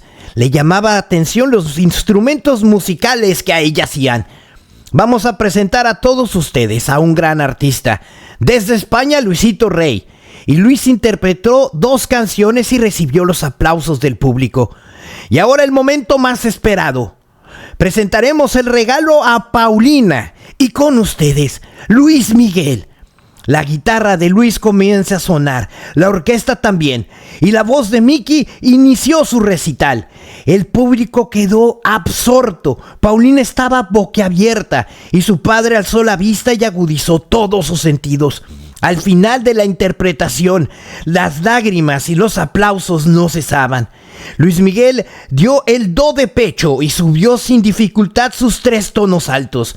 Porque, ¿quién es ese chamaco? ¿De dónde lo sacaron? Luis Rey miraba a su hijo emocionado. Tras finalizar su segunda canción, y todavía entre el delirio colectivo, empezó a interpretar temas de la propia Paulina. Eran canciones que ella dedicó con todo su amor, en el que desde el mismo día se convirtieron en esposos. Pascual Ortiz Rubio. Su primer concierto era toda una premonición. Luis Miguel se había comportado como todo un cantante profesional. Los integrantes de EMI se congratulaban al observar aquel espectáculo. Esto hay que comunicarlo a Londres. Y si me lo cuentan, estoy seguro que no me lo van a creer, dijo Stoeckling, mirando hacia ningún lado y dirigiéndose después a Luisito Rey. Este niño tiene que ser exclusividad de EMI. David Stoeckling, que desde un principio vio una joya en aquella garganta, acababa además de comprobar que había un duende con ese chico para actuar con la gente sin miedo. Es el segundo domingo de junio de 1981. Es un día de celebración para los mexicanos. Luisito está a punto de conseguirlo, tras la boda, y el viento sopla por el aire completamente a su favor. En el transcurso de la tarde van llegando los invitados. Lo hacía el director general de México, David Stoeckling, el subdirector, Miguel Reyes y el director artístico Jaime Ortiz Pino, a los que acompañarían sus esposas. Esa tarde discurrió llena de cordialidad mientras saboreaban la sabrosa paella. Bueno, y ahora vamos a dejar a Mickey. Luisito Rey abrió con emoción aquel paquete hasta que descubrió que se trataba de un rastrillo de afeitar bastante original. Agarró su guitarra y comenzó uno de sus habituales recitales en aquellas fiestas. Bueno, y ahora les voy a presentar a un futuro artista, una exclusividad de EMI, por supuesto. Mickey, hijo, Luis Miguel. En ese momento él estaba como pez en el agua. Tan pronto imitaba a Ella Fitzgerald en inglés como cantaba una ranchera de José Alfredo Jiménez. Es increíble, vaya pedazo de voz que tiene este niño. Tomó la palabra Stoeckling. Estamos esperando que venga Rafael Gil desde Madrid a dar su visto bueno para que todavía estén más convencidos. Rafael Gil era el director general de la compañía para el mercado latinoamericano. No hizo más que corroborar firmemente el entusiasmo de sus colegas mexicanos, la fuerte apuesta de EMI y lo más importante de todo, el talento infinito de ese niño. Es un chaval de 11 años. Mira, hijo, sé lo que sientes. Has probado el calor de los aplausos y del público y sé que te gustaron mucho, sé que te gusta cantar. Mi deseo es que seas un artista en este mundo muy difícil y que sufre mucho. Es más, te lo prohíbo. Sus frases imperativas y enérgicas espoleando a Luis Miguel. Entendió rápidamente que su hijo tenía la raza necesaria para adentrarse en este mundo tan fascinante como cruel en muchas ocasiones. A Luis Miguel le brotaba el arte desde las entrañas, lo llevaba en la sangre. Mira, hijo, en este mundo de artistas, yo no seré tu padre, sino seré tu productor y Tito te va a acompañar muchas veces y te va a cuidar. No te fallaré, papi. Ahí, de repente, hay que hablar con Durazo. Me ha dicho que Sagún Vaca puede encargarse de todo para que el niño tenga papeles mexicanos. Mantendremos que ha nacido en Veracruz y que la partida de nacimiento estaba en un convento que se quemó. Pues ya sabéis, Luis Miguel, el sol es el sol mexicano. Y eso del sol es puro marketing. Luisito vivía desde aquel momento obsesionado porque su hijo llegara al número 1. Tito, tú a mi lado y junto a mi padre, porque yo voy a ser un gran artista. Le decía con los ojos llenos de ilusión a aquel pequeño niño que pronto se convertiría en un cantante de moda. Ahora vámonos con otro personaje importante dentro de la historia, Hugo López. Hugo López es una persona que se ha tenido que abrir paso por la vida procedente de su país, Argentina, y llegó a México en el año de 1970 con solamente $60 en el bolsillo y dispuesto a fiarse de su capacidad de trabajo para salir adelante. A mediados de los años 70, la vida le dio una de las desagradables sorpresas que nadie quería recibir. La devaluación lo dejó prácticamente en la ruina.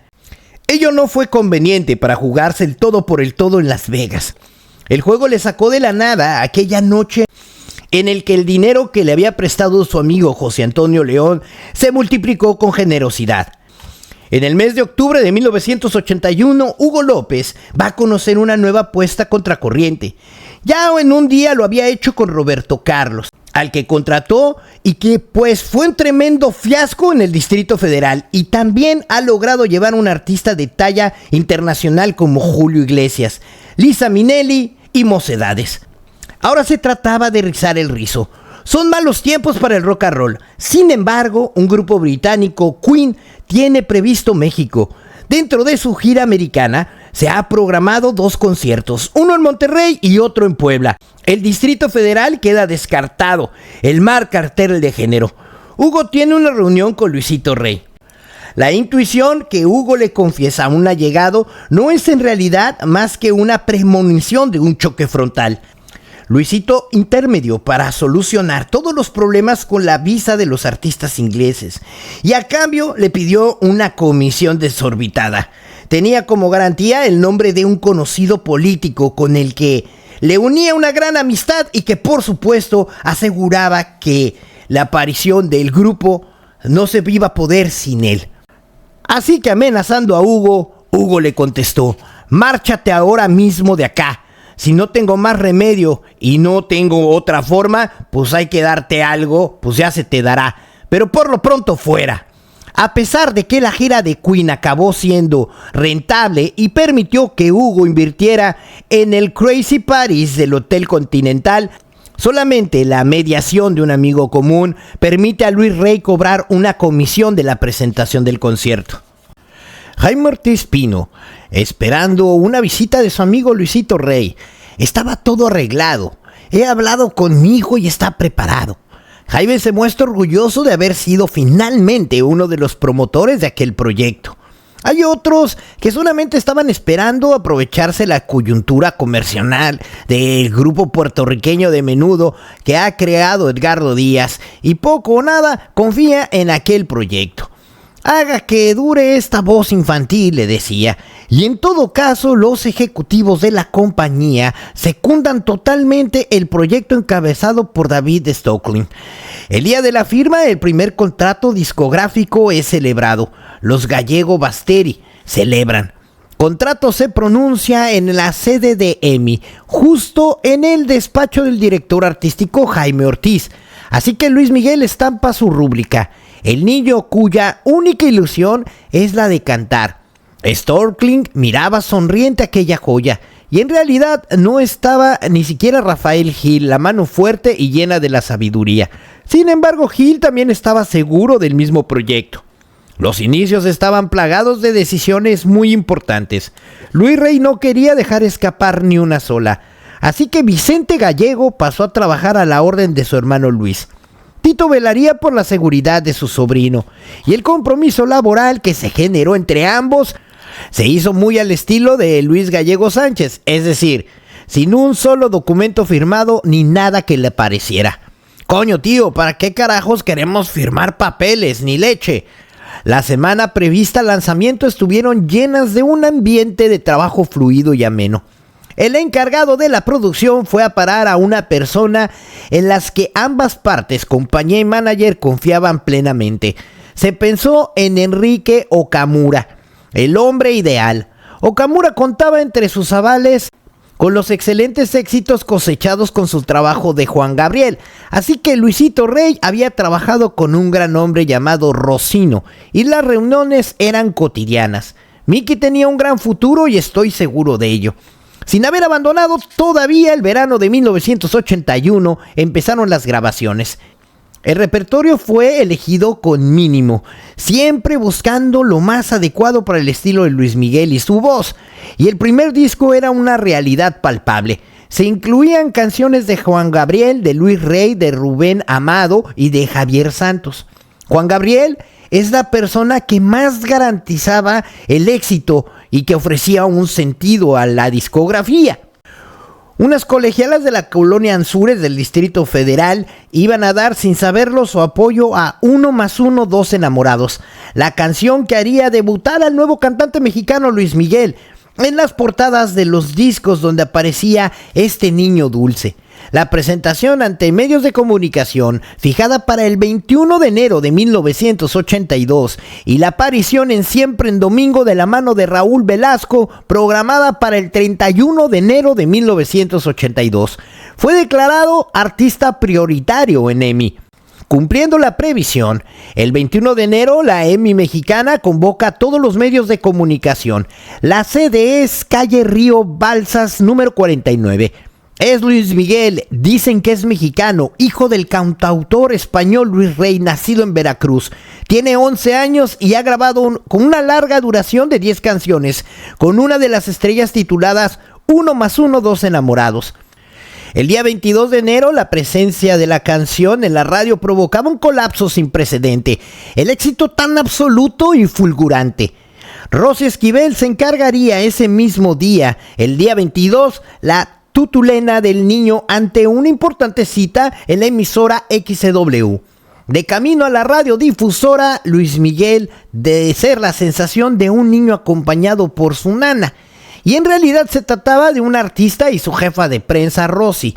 El programa de radio La Hora de Menudo fue a la postre un auténtico apótesis en el éxito de esta arrolladora banda puertorriqueña. Así que Rosy no daba crédito a los ojos cuando se disponía a abandonar el lugar. A la salida de la emisora, el pequeño Luis Miguel, asustado ante la dimensión de la multitud, salió corriendo en busca del coche. Sus temores innatos hacia la multitud se estaban mezclando con esta perplejidad. ¿Pero qué pasó, Mickey? No sé. Marcela Basteri estaba emocionado delante del aparato de televisión. Y el 31 de enero de 1982, su hijo debutaría en Siempre en Domingo. Su soledad se había quedado como siempre reflejada en el silencio. Y se ha convocado de nuevo una reunión de negocios en la sede de EMI Capitol en la Ciudad de México.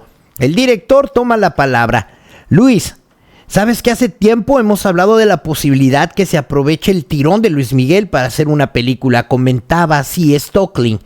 Y me parece una excelente idea. Y por supuesto que lo era.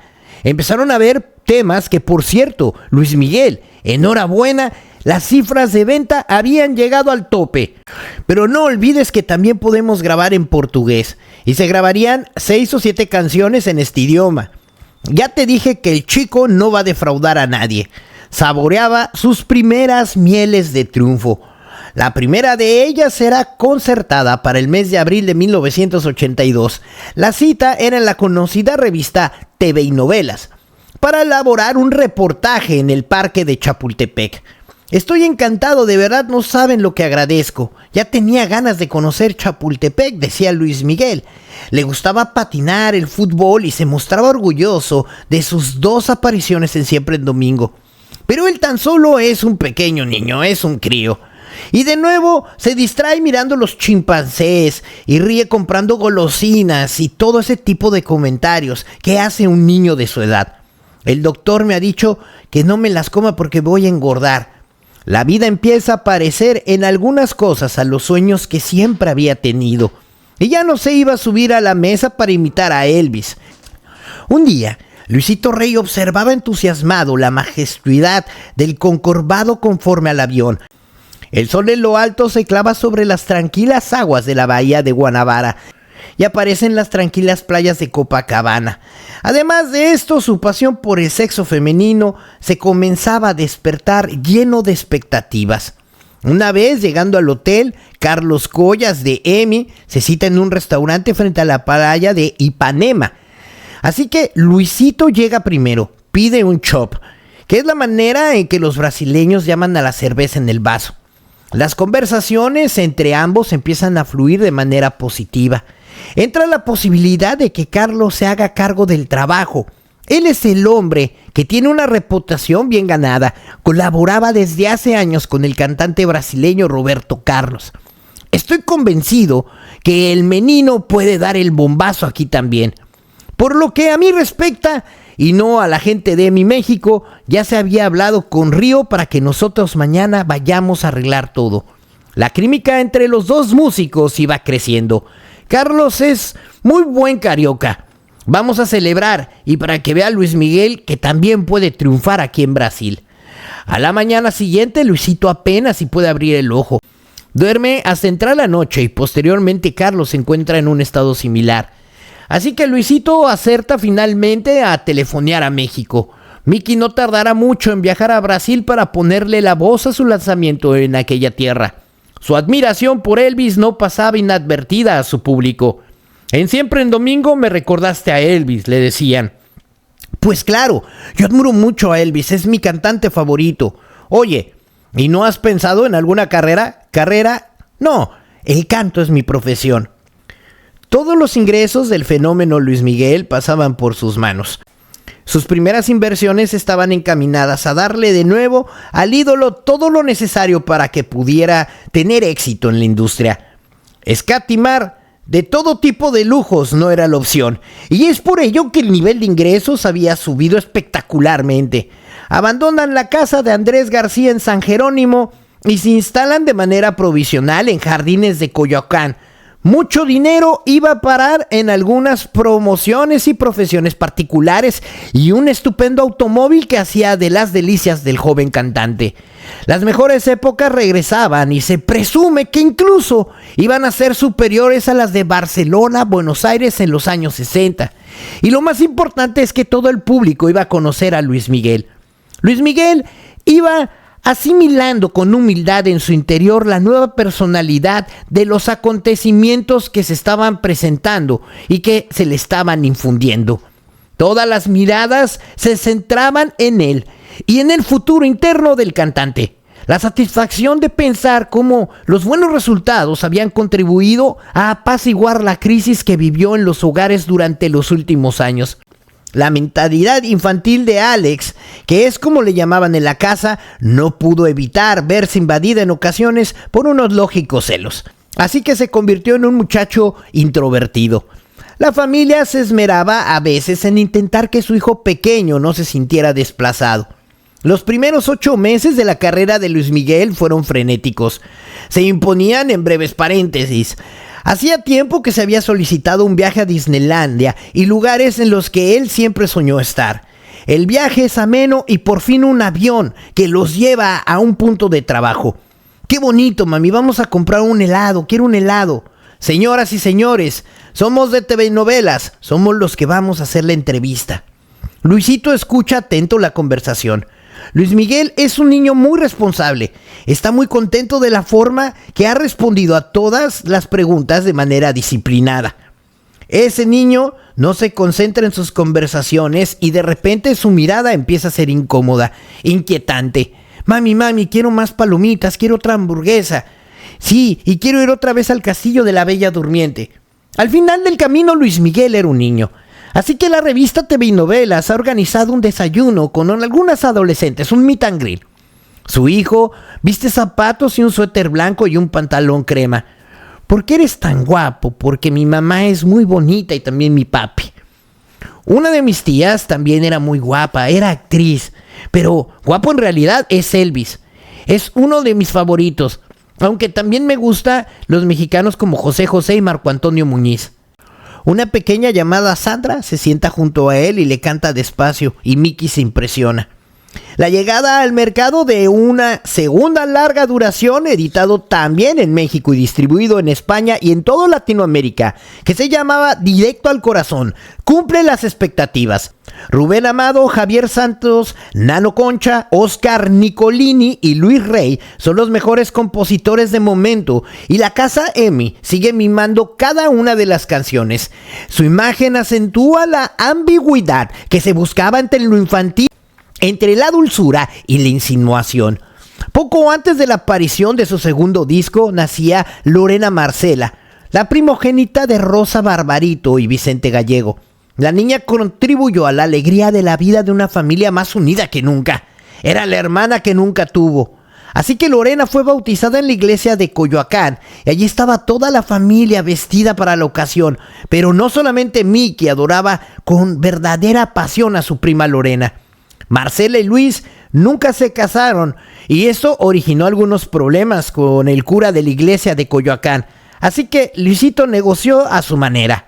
Habían transcurrido más de 45 minutos de la ceremonia y el sacerdote todavía tuvo que soportar las impertinencias de Luis Rey. Vamos, hombre, acabe rápido, la niña no entiende sus sermones. Se ha solucionado la situación de la penuria económica del gallego. Y lo que era más importante, el futuro era prometedor para toda la familia. Y para celebrar tanta dicha, Luisito propone a todos un viaje a Manzanillo para dar la bienvenida de 1983. La familia entera marchó de vacaciones. Creo que lo tengo. Sí, ya lo tengo. Gritaba Mickey lleno de emociones. La prensa había picado el anzuelo. Era un marlin, una especie de pez guerra. Su dicha era infinita. Las instrucciones del capitán del yate, que dirigió la complicada captura del pescado, que necesitaba de ciencia y de paciencia. A bordo del barco, los hermanos gallegos se emborrachaban, mientras las mujeres la pasaban fatal, medio mareadas. La última noche de aquel año fue la despedida en una discoteca. El baile, las luces, la embriaguez, la euforia daban la bienvenida a un año que prometía mucho para el cantante, un año en el cual no podía faltar nada. A la vuelta del año, la carrera de Luis Miguel ya era un fenómeno de masas. Y tiene 2 discos de éxito en el mercado y va a rodar una película. Y es una garantía de lleno en las actuaciones en directo. Allá por donde pasa a crear una auténtica revolución. La fuerza del directo sorprende gratamente a todos durante el desarrollo del show, donde nadie escapaba a la química que se emanaba desde el escenario, donde sabían perfectamente que el nivel de un artista en vivo era fundamental para el triunfo. Luis Miguel era la próxima estrella. Los primeros recitales en México ya producían un gran impacto. Eran emocionantes. Era emocionante ver esa respuesta que se repetía por toda Latinoamérica. Y las primeras giras de Luis Miguel iban a ser un rotundo éxito en todos los países, como Argentina, Chile, Colombia, Guatemala, República Dominicana, Puerto Rico, Venezuela. Y parecía que nada ni nadie podía detener aquel fenómeno musical llamado Luis Miguel. Y con esto terminamos la primera parte de esta interesante historia de Luis Miguel Gallegos Basteri, o conocido artísticamente como Luis Miguel o el Sol de México. Y este interesante análisis del libro de Javier León Herrera, Luis Mi Rey, y que aborda la historia poco tocada del cantante y sus comienzos en el mundo de la industria musical, del que para que muchos es uno de los mejores cantantes de la historia, invitándolos a estar pendiente en el canal con la segunda parte, donde terminaremos de analizar el libro de Luis Mi Rey y Oro del Rey, y el ascenso y la formación artística, así como la explotación y el otro lado de la historia, y que marcaron para siempre la vida del cantante con la desaparición de su madre y los abusos de su padre. Antes de despedirme, quiero agradecerle a todos los miembros del canal y a todas las personas que nos ven a través de sus dispositivos. Así que nos vemos a la próxima. Chao.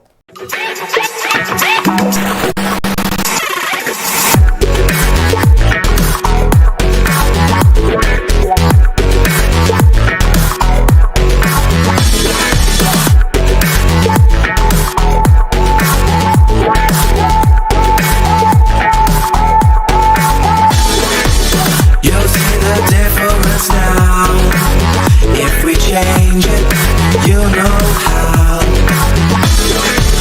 Nothing ever stays the same. Once you let it change. It's like a family tree.